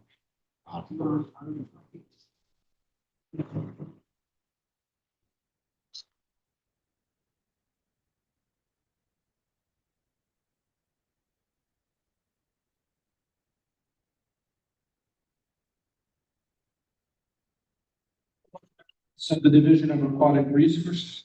My name is Taha Kahele. I am a lineal descendant of Miloli'i, one of the last fishing villages on the island of Hawai'i.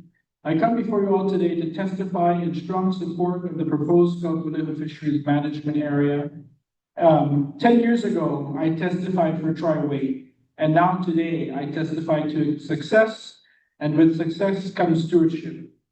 These rules are a result of decades of dedicated stewardship by Hui Kahubai and its predecessors. They establish a true co-management framework rooted in traditional Hawaiian practices while protecting hard-won gains of the 10-year Tri-Way.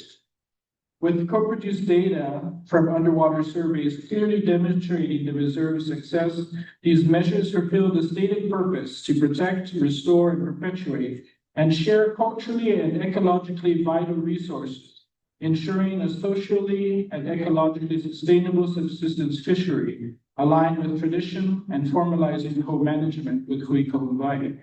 They honor kupuna knowledge, the Ahupua'a system, and modern science while providing clear enforcement tools.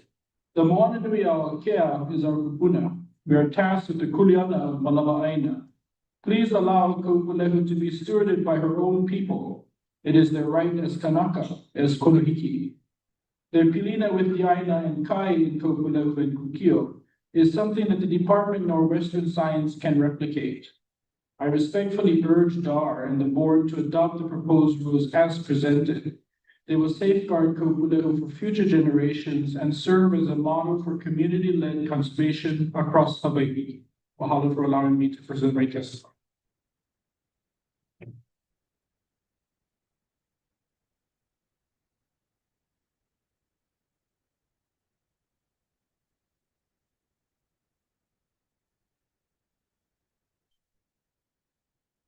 Aloha, Kevin from Ocean Janitors, and it is a privilege for me to speak here today. I want to start by saying there was a couple shirts that I saw that said support, and that's what I'm here to do. I'm here to support. It's nothing better, nothing more beautiful than a community coming together and fighting for something, and that's what I see here. It's an awesome thing. We have submitted a written testimony for our organization, Ocean Janitors. But I will be doing a verbal testimony with a little bit of personal perspective on the importance of fish management. We strongly support this fish management area. We are Ocean Janitors. We work with other co-management areas. The first is Kalani Hale out of Miloli'i with the CPSFA. I personally have been boat captain and fish counts, reef management. We have worked with deploying temp sensors and invasive species removal, along with our main focus, and that is in the name, getting the trash out, getting rubbish out of the water, tires, ghost nets, fishing line, and much, much more. And also work very closely with Makai Watch. We have also worked with Ho'a'ali Kalali. Sorry. Training and also getting rubbish out and also dealing with invasive species. We have worked in other communities as well, and we look forward to working with many more. We are here to support and help co-manage these areas alongside these communities. Those that get in the water understand why management is needed. I probably should repeat that if I got time. Those who get in the water understand why management is needed. We work with these communities because we know their need they know their need in their own communities. And we support them because we understand the value in that. The importance of co-management is government agencies are not always around because there is not enough of them. And enforcement rules, they just cannot do all the time. And we know that very well because of Miloli'i, working closely with Miloli'i and the Makai Watch. We see that all the time. So I respectfully urge DAR and the board to adopt these proposal rules as presented. They will safeguard the Kai and future generations and serve as a model of community-led conservation across Hawaii. Mahalo nui for the important process of this leadership in Malama Aina. I am available to answer any questions and provide additional information. Respectfully committed, submitted, Kevin, promotion janitors. Awesome. Thank you.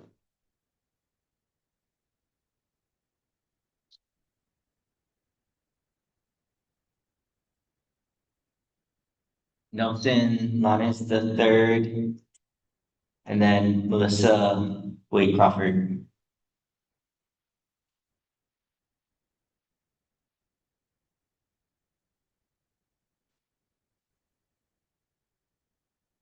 Hello. I want to just voice some opinions. I'm not totally against what's going on. We totally believe in conservation. I kind of do something together that has been on our phone. But I want to start and begin saying that I'm not in disagreement with conservation efforts. I understand the importance of protecting our resources, and I support reasonable daily fish limits to ensure sustainability for future generations. However, I do have serious concern about the proposed restrictions of fishing in the Kaʻūpūlehu Management Area. For the past 10 years, our community has honored the tri-way approach. We respected the non-fishing period, trusting that when the area reopened, there would be fair and balanced opportunity for local fishermen to once again provide for their families. Now that the area is reopening, it feels unjust to impose additional restrictions that target not just how much fish we catch, but how much and where we can fish. Specifically banning everything except handful fishing in that particular area. It's just difficult to ignore that proposed restrictions only directly fronts on a village resort and is highly desirable snorkeling area for visitors. This raises concerns that the intent may not solely be about conservation, but also about preserving the experience for tourists.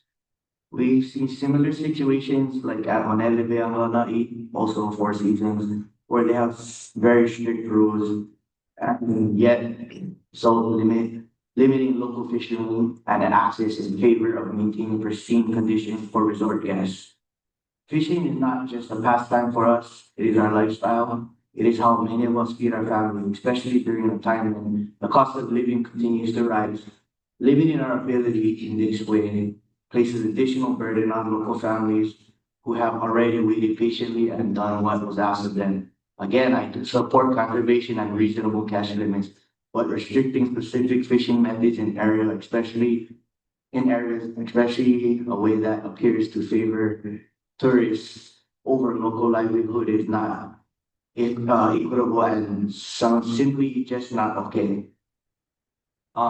Since I get 30 seconds left, I have more crazy introduction of my connection with the place, but I also was raised down there and fished my whole entire life there. I caught my first fish in my life there, and I was there on a closing day. Yeah, so I also am a steward of that place. I'm not a part of the community, but I work on property over there for over 18 years also. And, you know, that's just my little backstory on my connection with that place. Hello, and thank you.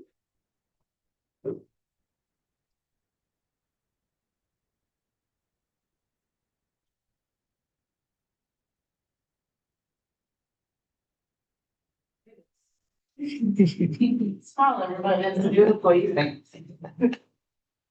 Yes. That is it. I'm a little bit taller than you, most. Aloha, Hana. God is good. Oh, crickets again. It's okay. All glory to the Lord God, Lord Jesus Christ, Lord Holy Spirit. Holy Spirit, come into this place, this space, enter every heart, mind, body, and soul, physically, mentally, spiritually, and emotionally. Lord God, right now, I just ask that you lead me and guide me in what I need to share in this moment. Ohana, my brothers, again, it's good to see you guys. I'm here to deeply support the Kaʻūpūlehu. I got it spelled right. I'm sorry, a Hawaiian, but damn. Excuse me. Yes, I'm a Melanesian, but I still get issues with the Hawaiian language. My bad. But I'm here to support the Kaʻūpūlehu Fisheries Management Plan. through and through. I am from Miloli'i. My name is Melissa Ann Mahelani. I am a lineal descendant. I come from a family of commercial fishermen. I'm one of the kids that would take one of their big dollar fish out of the live bait well and throw it back into the ocean. I was that child. I would stick bait fish through the pukas of the live bait well. So you can say that at 9 years old, I was already practicing save the fish.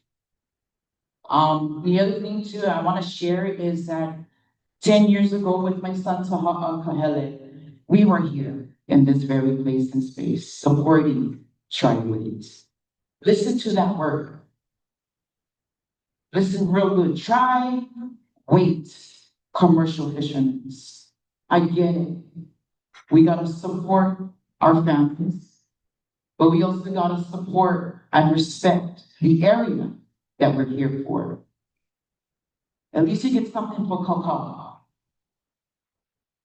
That's what we gotta think about. You get a choice to take one of this, one of that, a few of this. That's how good our God is. We can still eat. If we allow the commercial fishermen to go back and do what they know to do, yes, eventually it's gonna get taken away again. Do we do another 10-year wait again? Once it's all wiped out? Listen to the Holy Spirit in your heart. Let's speak about the truth right now.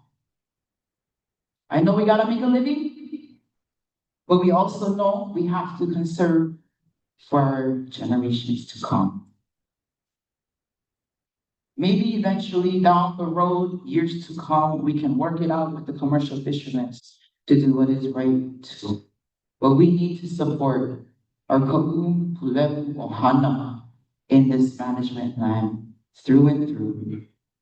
It's for the kikis, the unborn children that is yet to come.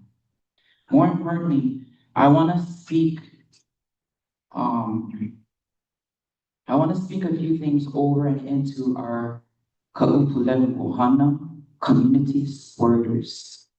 1 Corinthians 16:14 tells us, let all that you do be done in love, for God is love.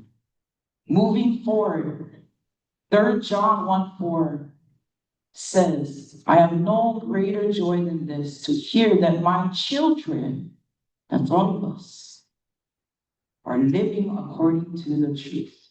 Not world truth, but eternal, biblical truth. You know it's in your heart. Let the truth be spoken, and may all glory to the Lord God, Holy Trinity, be known in this moment. I support our Ohana in Kaʻūpūlehu and all of the families and the generations to come.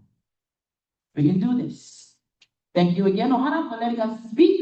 Me and my family, thank you for the bentos. Thank you for the sugar rush. Thank you for all the goodness that's in the back room. Mahalo.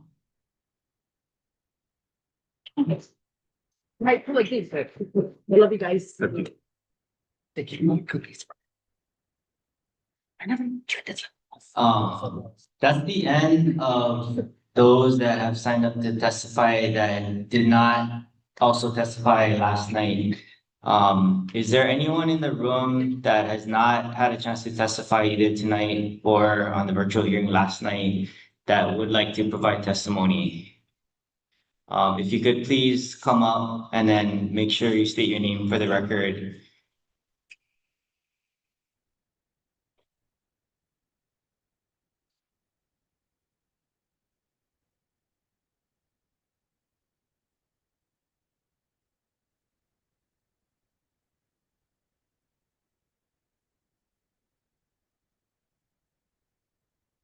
My name is Taniela Tuiahokotai. I'm a descendant of Miloli'i.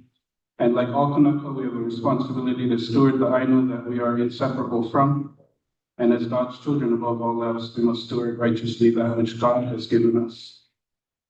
I support this rules package for the reopening of fishing in Kaʻūpūlehu. However, like many things, there's always room for improvement. There's a couple areas that I think that could be expanded upon if it hasn't already been or is listed somewhere else in the laws.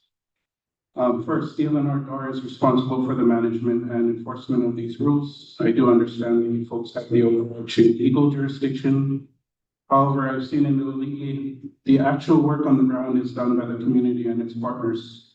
Couple things here, the resources designated to DLNR DAR for this plan should be forwarded accordingly. Also, I think most importantly, there should something within the rules about the ongoing communication between DLNR DAR and the community and its partners. This will ensure financial and relational accountability. Second, the rules say upon checkout, which is good, but if the point you want to make is that there is a check-in and out process, it should say that it's required. Third, the adaptive management is a very good thing. However, I think the periods and parameters should be expanded upon. This would be things such as how often will evaluations and surveys be done, and at what parameters, such as fish counts, will the rules be changed or even another stop to fishing be enacted? Lastly, our most important teaching when it comes to our AINA is to only take what you need. And I do think that they should be written into the rules and even emphasized when we talk about it. So just please close up the loose ends. There's probably more other issues that my brothers and sisters here brought up. I just think that you should just please stay connected with the kanaka of the place. We've waited 10 years and should wait a little bit longer if we need to take more time to get things right. Mahalo again for this opportunity to come to the table and discuss this issue. I'm very encouraged by this. Mahalo. Kaʻūpūlehu. All right. We're gonna move forward with those who did provide testimony last night, but have also signed up to provide additional testimony tonight. So next up is Lena Ala Leitner, followed by Malia Kipapa, Elizabeth Terrio, Malia Leitner, and Kalani Kiocho.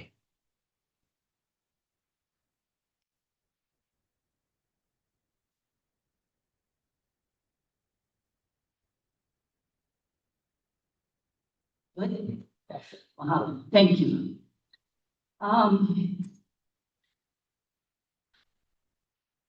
A fisherman comes to mind, Kazufukumitsu, and Balkani, Tadashi, Masao Imura, Roy Bolaño, Streamer Viernes. These are, there's just two of them still left. Others have passed on, but they created traditions in the 70s. Try late, only one person go out, throw the net, carry the bucket, take 2 fish, go home. Next person tomorrow, 2 fish, go home, or whatever they needed to feed their family. It was always only to feed the family. And these men practiced traditional fishing from South Point, Ke'e Beach, Kahalu, Koha, and Kaʻūpūlehu. It wasn't for rules, it was generational knowledge on behavior. No, drive down to the road and 40-quart cooler, a net and bucket. Fish come into them. They don't even go look for the fish. They know exactly when the fish are not coming, the high seasonal. 40 years these men worked there. 50 years Paul Kami. He created Kono Village Resort. Roy Bolaño, Tony Lanes, My cousin, Tony Lonnie's father, every day would come from South Kona, or every week, and he made sure he fed his family. It had nothing to do with go buy fish. They malama da aina, and they fish for their family. They take only what they needed. It's common sense. All the people in Kalawa used to be fed by Kaʻūpūlehu, always. This shouldn't change. This is all ohana. All the families from Akmauka, from Kohala down to Kalai. What do you mean? When my brother used to work Papa Ranch, he used to go fish down Waikani, all the way to Pu'uhanahulu, but they knew how to take. This is all we're saying. Try wait. And now, why the wait? Because you need to take care of your i'a. It's not about selling.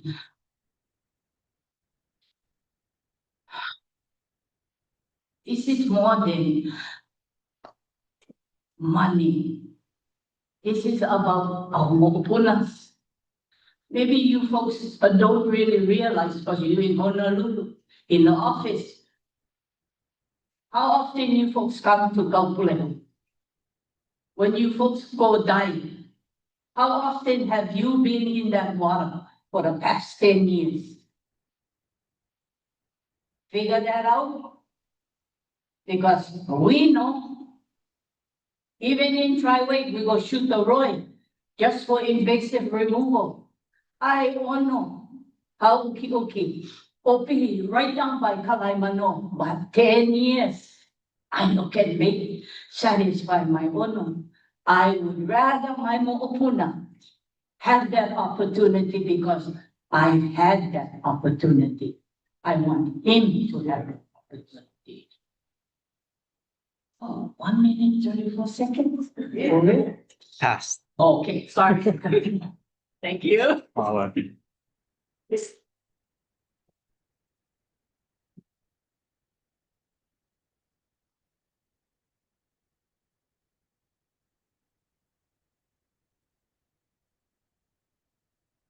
Hello, everyone. Aloha kākou, mahalo, David, and the rest of our staff for allowing us to provide testimony. Last night, I provided testimony on behalf of myself personally. Today, I am providing testimony. For the record, my name is Malia Kipapa from Kona. I'm providing testimony on behalf of Kaʻūpūlehu. Kaʻūpūlehu strongly supports advancing the proposed Kaʻūpūlehu Fisheries Management Area rules.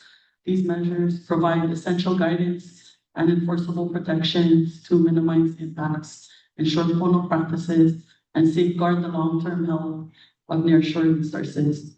Our network includes 15 Hawaiʻi communities across West Hawaiʻi, from South Kona to North Kohala. Together, we are committed to place-based, community-driven stewardship that fosters aina momona healthy, abundant ecosystems sustained by responsible and engaged communities. Through collaboration, we work to perpetuate traditional practices, build capacity, and strengthen our connection to the kai. We stand in strong support of Hui Kahui's leadership in moving these groups forward. Their process has been thorough and inclusive, grounded in the community input, informed by science, and shaped through extensive outreach. After years of engagement, planning, and voluntary rest, the community is ready to proceed with rulemaking so that sustainable subsistence-based fishing can responsibly resume in Kaʻūpūlehu and Kūki. These rules not only provide a path for effective stewardship of this fishery, but also serve as a model for other communities across Hawaiʻi. The dedication and sacrifice shown by this community reflects a deep commitment to future generations and to care of our shared resources. Kaʻūpūlehu extends our deepest mahalo to the Kaʻūpūlehu and Kūki communities for their leadership, resilience, and unwavering aloha for aina. We respectfully urge the department to adopt the proposed rules. Mahalo for the opportunity to share our mana'o as West Hawaii Hawaiʻi.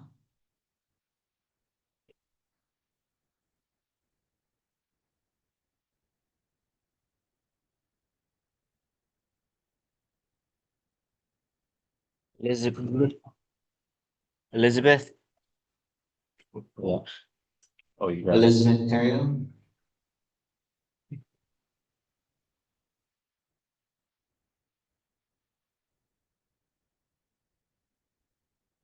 Aloha kākou, my name is Elizabeth Terrio. I'm a resident in West Hawaii since 1985. I support the practices and rules of Kaʻūpūlehu Fisheries Management Plan.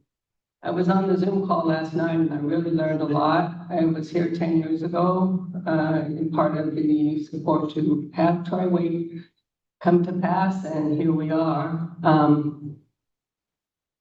I learned so much on the Zoom, and I was also shocked at a lot of things. And I took my concerns and worries, as I often do, into the sleep, into the dream time, into the prayers.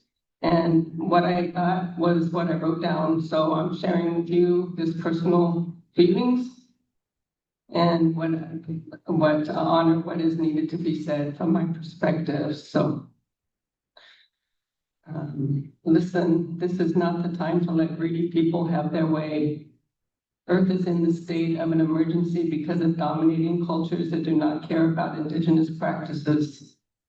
They want what they want and will do anything to get it. This has proven itself for hundreds and thousands of years. Do you think this will just disappear or get worse? Look at our weather patterns. We must help in every way possible to turn it around now.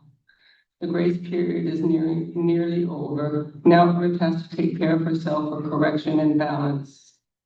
We have a unique opportunity here, as Hawaii has always been a draw for the spirit of aloha, the beauty of place, and the wisdom of the kapuna. A different way of thinking, which is inclusive. A place that is a place of refuge, a place that offers hope. Why throw all that away now when the very difficult work and commitment of the people of place at Talaimano and Kaʻūpūlehu have been steady and committed, using all the resources available to them of the people, land, and spirit. This is a sanctuary, a place of healing, a place of connection, and an opportunity to hold ourselves as sacred rather than greedy. A place of learning, a place to bring the keiki up with values that take all elements into consideration. I have always said that when you stand on the aina of Kaʻūpūlehu, you will automatically take a deep breath in and exhale. Feel more respect, healing, forgiveness, and inspiration. Even if only for a moment we find ourselves home and connected. This comes with ancestral help that is siphoned through the chaos to each person regardless of color, race, or creed. It's time to stop the madness and set stricter limits, true limits that are sustainable. Anti-Lay, the Kekealani family, and all who participate in securing environmental integrity have shown their wisdom and strength. They have done the hard, diligent work. Trust them.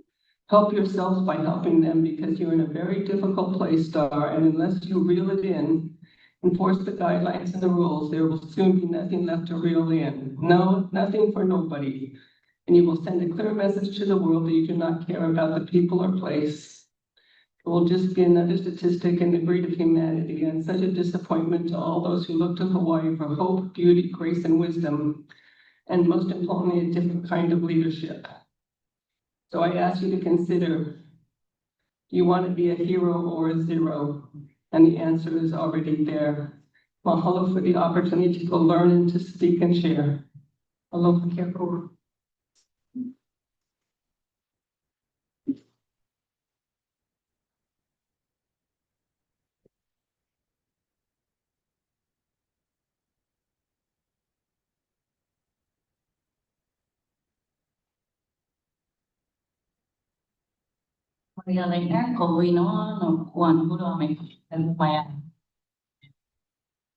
Space,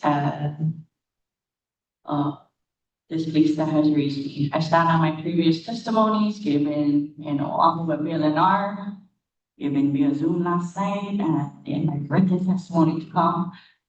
I also want to note that I concur and follow all the testimonies given in support here tonight as well as on Zoom, as they also talk about so many important points.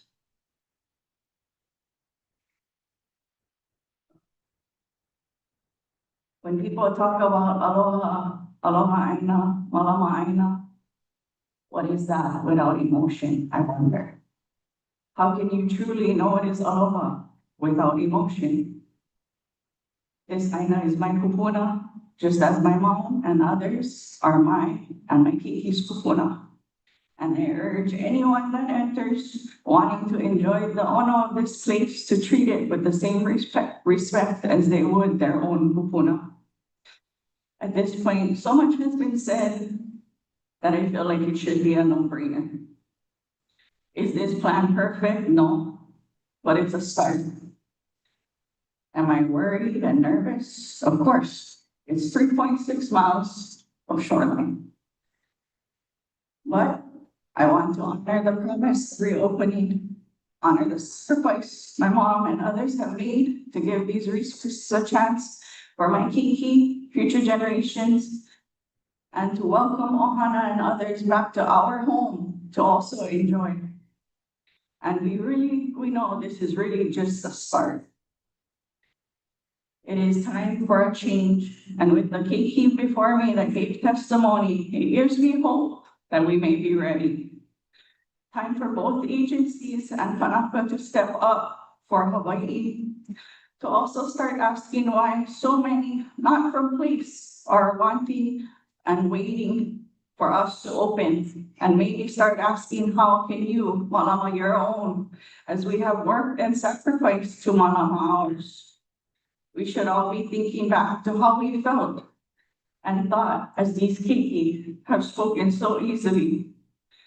Hearing from them, it seems so simple, and I wonder, when did that change? When did because grandma said so become so irrelevant? Sacrifice intention, kupuna, kuleana, when is enough enough, and more are all words and thoughts that continue to flow through my mind and now. How do we want our Hawai'i to look? So, Mom.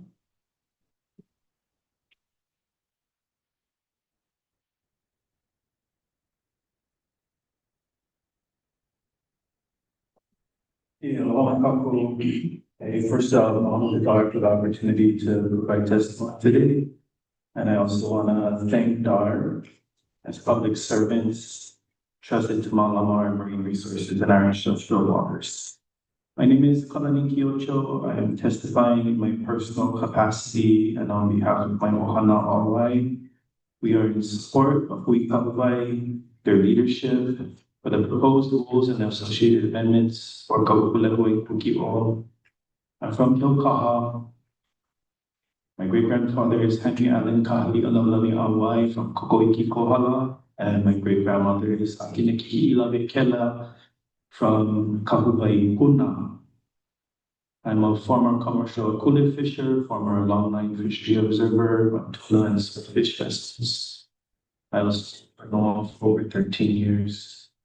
I was first introduced to Kaʻūpūlehu when I was a TNC Marine Fellow over 12 years ago. Various common displaces taught me how to better malama my own place. I was present when the community of Kaʻūpūlehu developed their community conservation action plan. I dove on that shore.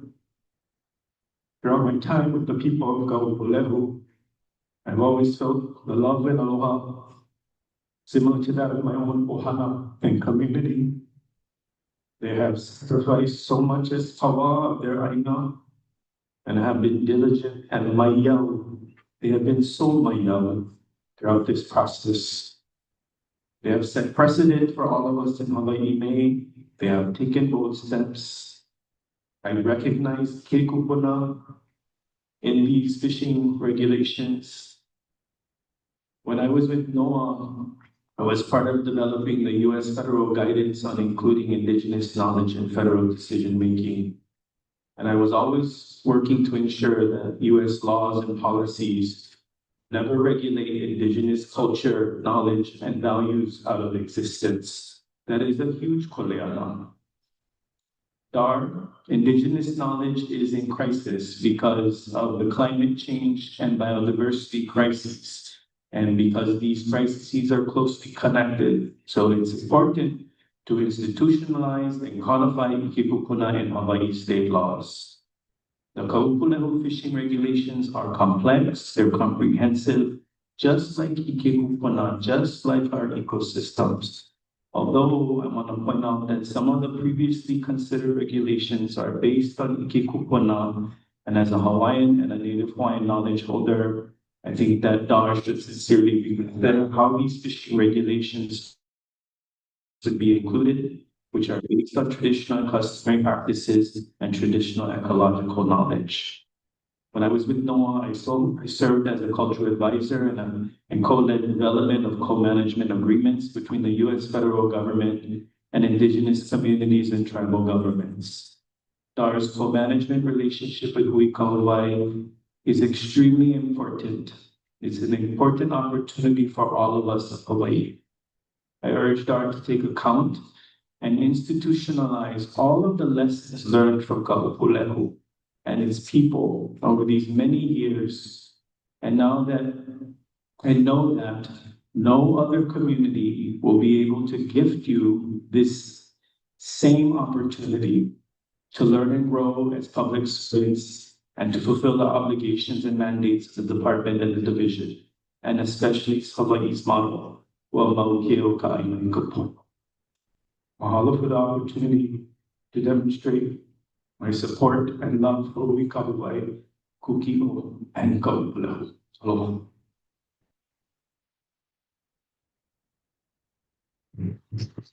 Yeah, next up, we can take Uilani Naipo, and then Ginger, Gohie, Rebecca Most, Garth Yamanaka.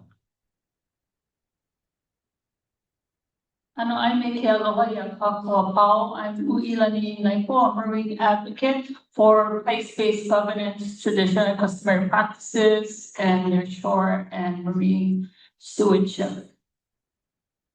My ties to Kaʻūpūlehu, I think, first let me back up. So, no milali mai ku'uohana maha o ku'umama and no kohala mai ohana naipo. All of us who step forward as people of place and take on the stewardship, whether it be a CBSA, FMA, doesn't matter, we're coming forth to Mamama Kupuna.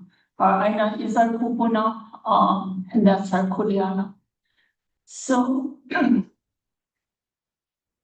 in this arduous process to do so, we reveal a lot of ike that we have to remove the veil of our ike kupuna from that umeke. It's not an easy thing to do. It's been very mahawai. And like even tonight, I cannot comment on the details of the proposed rules, even though I strongly support it. I strongly support the fisheries management plan because I should not be the one to be commenting and saying what rules I want. It is not for me to say that. But I gotta, highlight the fact that the Papa Inima that was here, the Hamana, they were just being born when this was closed. And the fact that they came here and lent their voice to Poha Kaleo in support of such an action at such an age that they are, they're the promise that this was done. It took a half a generation, and we're lucky that even the community stepped forward in its timely way to make this happen. I don't believe we would if we got more Molowa in that stepping forward in time. And people from throughout the Pae'aina have flown here to be at that moment. I'm getting calls from people saying, oh my God, I wish I could be there. And I just want to echo the sentiments that we all are supporting the people of place. They're the people of the Aina and should be recognized strongly in being the voice of what gets recommended. A couple things, I know I just have a little time here, but I want to support more of the traditional and customary practices. I want to make sure that they're tooled just right to be able to work in the co-management. And that includes SAP, privileges and immunities from which they need to be harvesting during close season, if there is any close season. There should be close season in some species. And they should be able to harvest and not stand in line and wait for SAP to be issued to them. Poaching is still occurring in the area. We need enforcement for them. So they're doing the big heavy lift. We're doing all we can to support them. And I want to make sure that all the efforts that's put forth, a half generation can't afford half generation to coming back and fixing this. So strong support. Thank you so much. Aloha.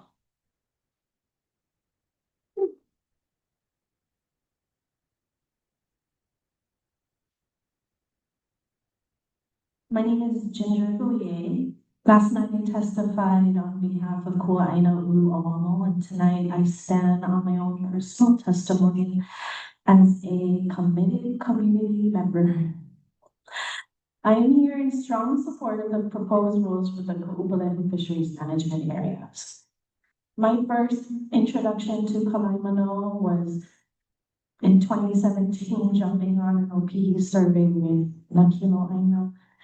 And that was already during the closure, so we were there not to, tease or take anything, but to just witness and kilo what was present.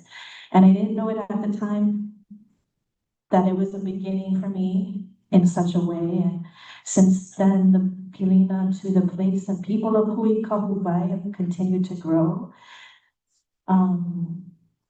in a beautiful way. And what stands out to me is not just what KMLEC and Hui Kahuvai have accomplished, but how they've carried themselves along the way. They've done a massive amount of work. They're quick to acknowledge where they can do better and learn from it. They're grounded in Lawaiʻapono and Ike Kupuna, and they've stayed committed through a long and sometimes difficult process, always putting the Aina and resources first. Culminating moments like this often feel bittersweet to me. On one hand, there is so much to celebrate, getting to see OPE and Limu in plenty and witnessing what is possible with thoughtful and attuned leadership, and just being a small part of this moment in community-based resource management. As a Kanaka, there's so much to be thankful for making this even possible, and for everyone who has carried this effort forward to reestablish Namomona, including those who could not be here tonight. And also, there has been great sacrifice. There is an undoing that comes with all the doing. I've seen this work ask of us all to let go of habits, of ego, of expectations, of entitlement, and that letting go is not easy. To me, this moment is about honoring all of that and recognizing that this community has shown the humility and endurance to do things in a pono way, to be able to hold both the bitter and the sweet. They are ready for this next step in management, and I strongly urge you to support these rules. Mahalo for the opportunity to testify.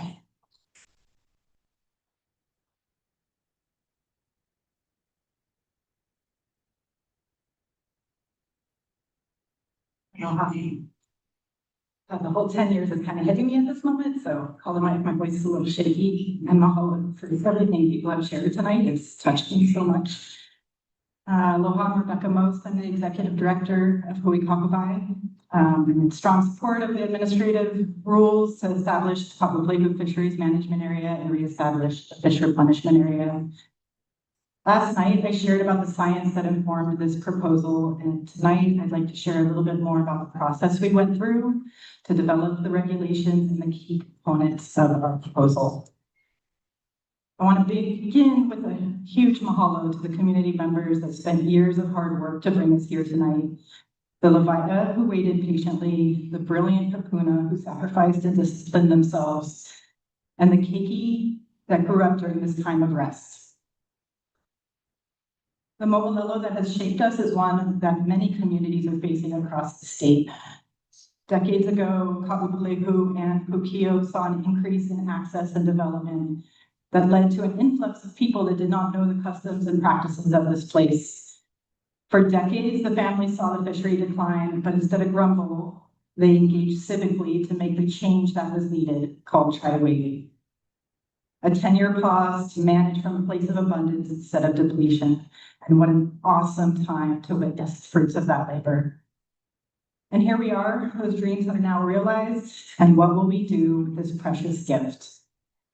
For 8 years, the community of Kaʻūpūlehu and Kūki debated what would be appropriate for this place when fishing resumes, to fish in a way that honors traditional practices and ensure that there's enough food to feed your family. At the table with us were DAR and DOCARE to discuss what is practical, forceful, and legal.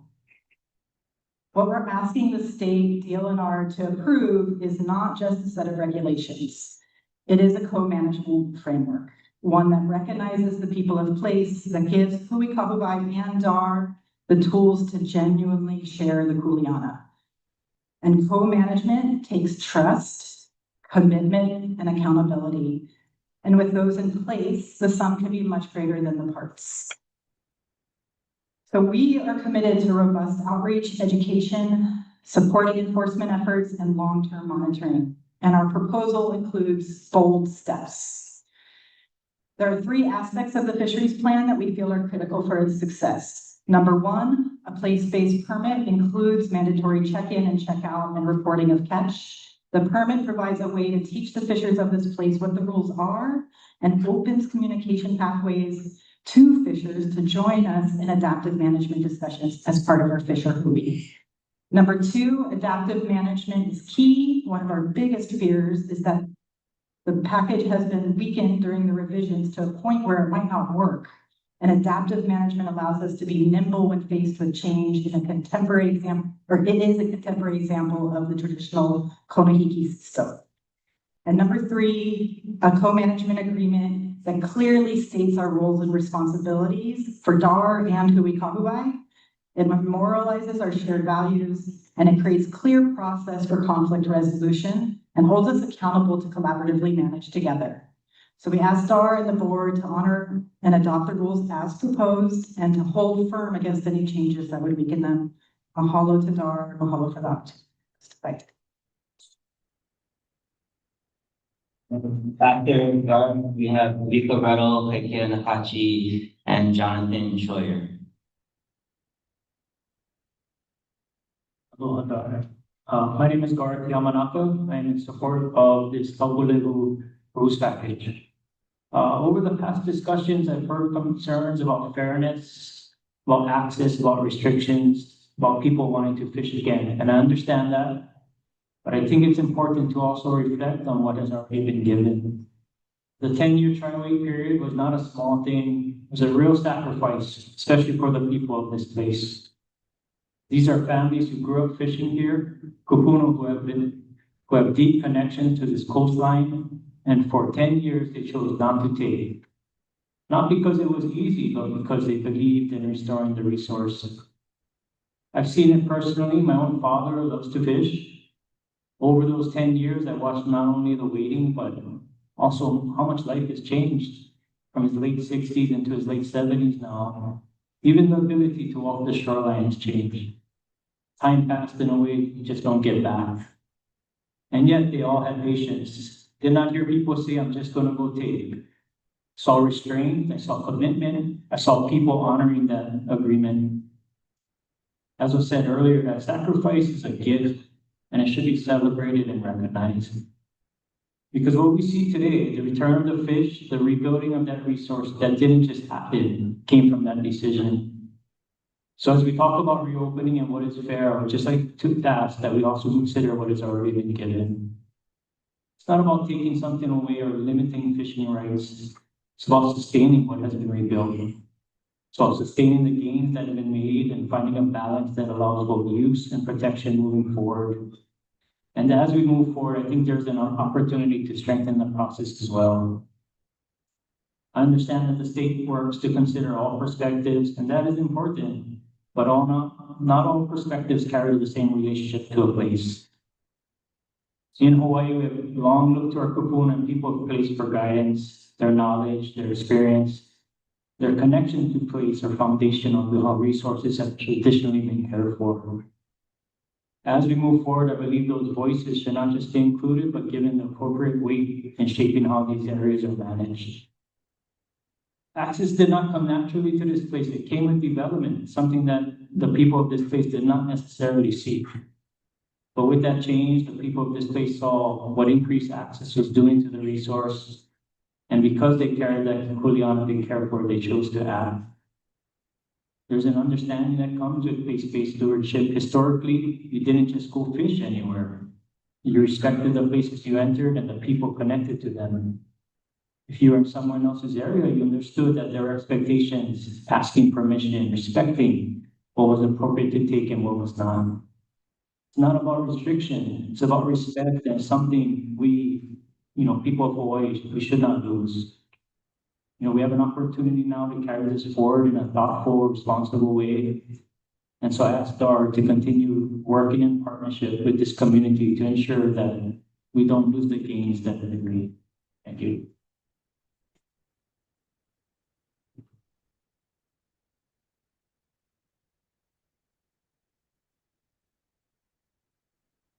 Uvika, Grotto.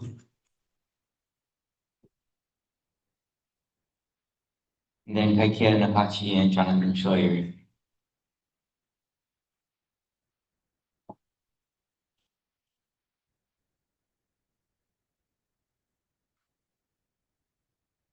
Hello. My name is Kūki Grotto. I'm here today as someone who was raised on Hawaiʻi Island with deep family ties to the waters of Kaʻūpūlehu and the Pala Coast. Grotto Ohana stands in strong support of Kaʻūpūlehu Fishery Management Plan and these proposed rules. I want to mahalo the community DAR and Hui Kahuwai for the work that has brought us to this point. What we're discussing today is not just a plan, it's a result of years of patience, trust, and commitment to doing things differently. Over the past 10 years, the area was given a chance to rest through the tri-weight effort that took real sacrifice, stepping back and allowing the resource to recover. And today we're seeing the results. The fish are coming back, the reef is healthier, there's a real sense of abundance again, something many of us haven't experienced in a long time. That didn't happen by accident, it happened because people chose to care for this place in a different way. When I was young, my grandma used to tell me as a fisherman, only take what you can eat or what your ohana can eat. She would remind me that our kupuna never had spear guns, fishing reels, coolers, freezers. They took what they needed when they needed it.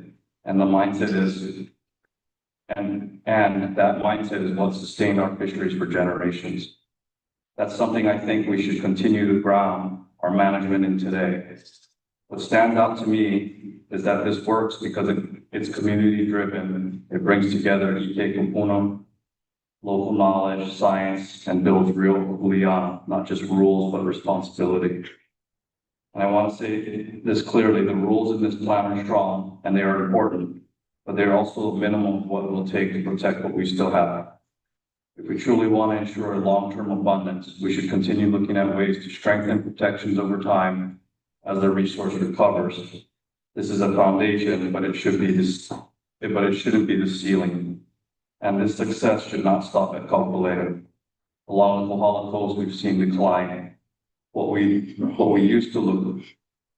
what it used to look like. And if we had taken the same approach years ago, we'd be seeing even greater abundance today. But it's not too late. This model can be expanded if we're willing to commit, to let places rest, to manage intentionally, and to think generationally. We can rebuild our fisheries across the island. Kaʻūpūlehu is proof. We know what works now. The question is whether we have the courage to apply it more broadly. I respectfully urge DAR to continue supporting the plan and strengthen it over time, and I look at how this approach can guide future management along the coastline, the rest of our coastline. Mahalo.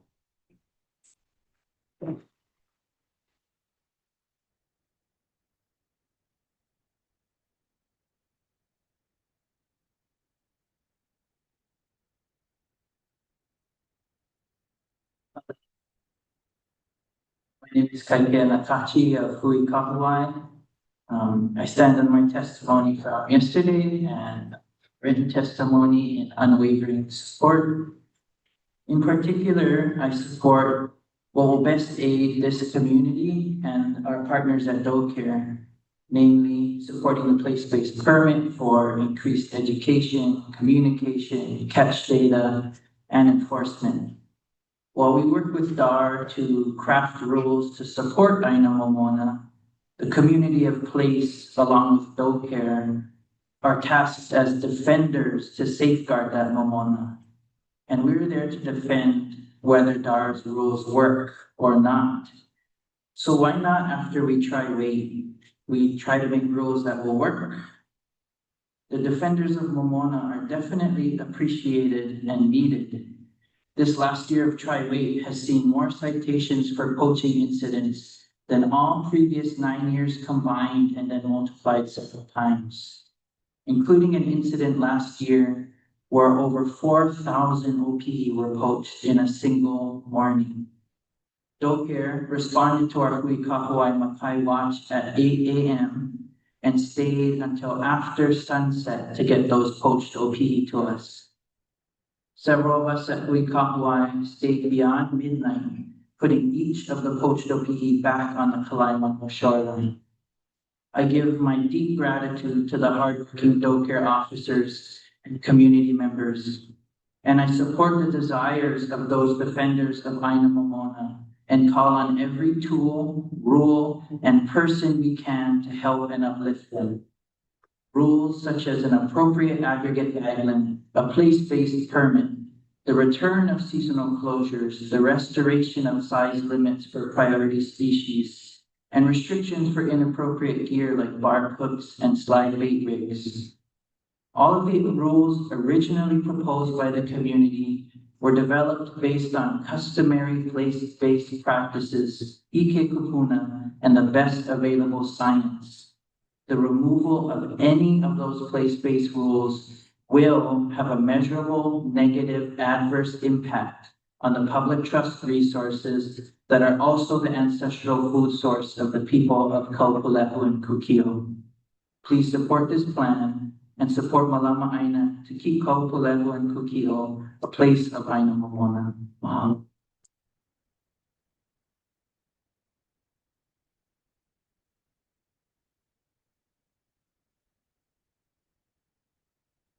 Hello, my kako. My name is Jonathan Likeke Shorter, and I have the honor of working with the Kaʻūpūlehu Marine Life Advisory Committee for the past 2 years of the 27-year journey to bring back sustainable fishing to this place. I was asked by Hui Kapuai to go last, just in case there were errors that might need to be corrected from others' testimony tonight, but all we've had is actually intensive wisdom. So not needing to make any corrections, but I do want to offer for the record and for those of us here is some historical context that highlights the significance of this particular moment that we're living in together. While I was not with Hui Kapuai during the last 27 years, I have, over that same period of time, worked for, appeared in front of, and often against various parts of the land and natural resources. I want to start with a quote from Karl Marx. People make their own history, but they do not make it as they please. They do not make it under circumstances chosen by themselves, but under circumstances directly encountered, given, and transmitted from the past. In other words, we have freedom to choose, but not the circumstances of our own choosing. And I sort of raised that Olelo Noeau tonight as meaningful. You know, we live in circumstances of not of our own choosing. The illegal withdrawal of the government of the Kingdom of Hawaii and the subsequent illegal transfer of governments over Hawaiian lands and waters set off a chain of events with profound implications. Soon after annexation, the Organic Act for the new territory created the Territorial Board of Agriculture and Forestry. Their charge was to establish and manage forest reserves, largely to maintain and increase the flow of fresh water off of forested lands for the benefit of the sugar industry. Later, a Fish and Game Commission was incorporated into that agency and became part of what DAR as well as DOFA is today. So that organization is the direct ancestor of today's Department of Land and Natural Resources and is, for good and ill, the inheritor of that history. There was some good that happened. The reason why we still have forested areas in Kona and across Hawaii are due to some of that good work. But that control also led to rules that criminalized many traditional and customary practices. The authority and practice to criminalize forest-related practice was later extended into the marine and aquatic environments. The organizational DNA of DLNR has really been premised on three ideas.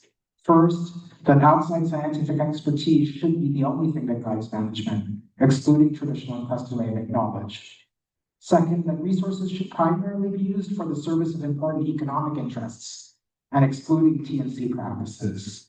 And third, that the role of an undifferentiated general public was just to be the users of resources and cheerleaders for the agency. The consequences of the implementation of those ideas have been profound for our Hawai'i. It's led to the over-centralization of decision-making in Honolulu. It's led to the nearly criminal underfunding of DLNR over decades. It's led to agency employee overwork and deep burnout. It's led to the reduction of many traditional and customary practices, most significantly the core practice of managing and giving back to resources. It's led to the decline of resources of all kinds, and it's led to generational distrust. So to turn back to that Olelo, we're not in the circumstances of our own choosing. And this often leads us and large organizations to try and not change course. It's hard, it's painful, it requires addressing and working through distrust. But the good news is we get the right to choose. DAR and the community, with some difficulty and imperfectly over the last couple of years, have begun the process of choosing to lean into each other, to trust each other, and to try and come up with proposed fisheries management rules. The plan as originally proposed by Kaʻūpūlehu countered all three of those core ideas that have driven DLNR for decades. Instead of science alone, it placed traditional knowledge also at the center of decision-making. Instead of economic uses alone, it placed subsistence as the core purpose of management. And instead of relegating people to being part of the general public, it centered the people in place and offered a role to everybody to be not just a user, but also a caretaker. These things are revolutionary. It is a return to what's been lost and a meaningful attempt to do what we can in our circumstances today. But to truly succeed and be meaningful and to achieve co-management, we need to restore and center some of the things that were removed in previous drafts. And we know that if community and the science supports it, more fishing will be allowed for in the future. The present moment is always a fragile thing. It's gone in an instant, but we get to make the circumstances that we and our descendants will live in. We have the freedom to choose, and I urge DAR and all of us to choose to counter that history and support this community. Mahalo nui.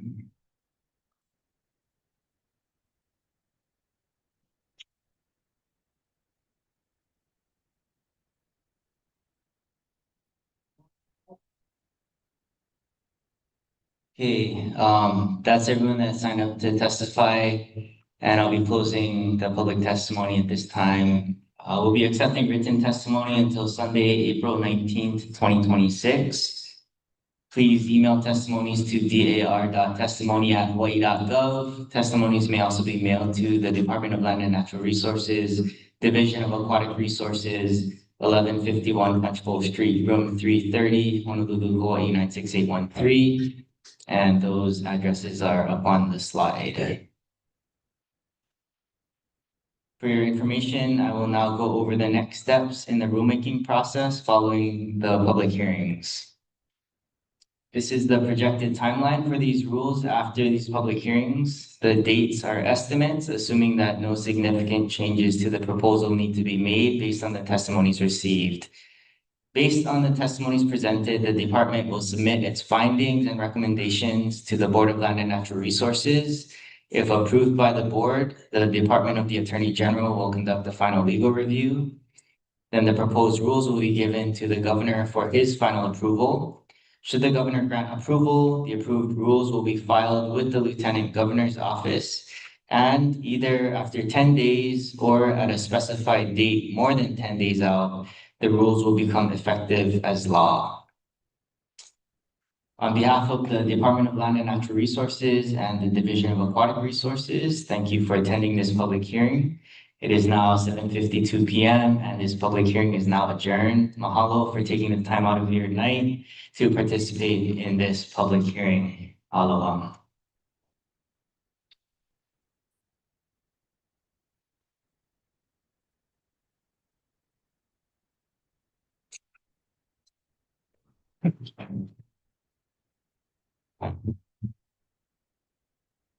Make sure you guys involve me. Your computers.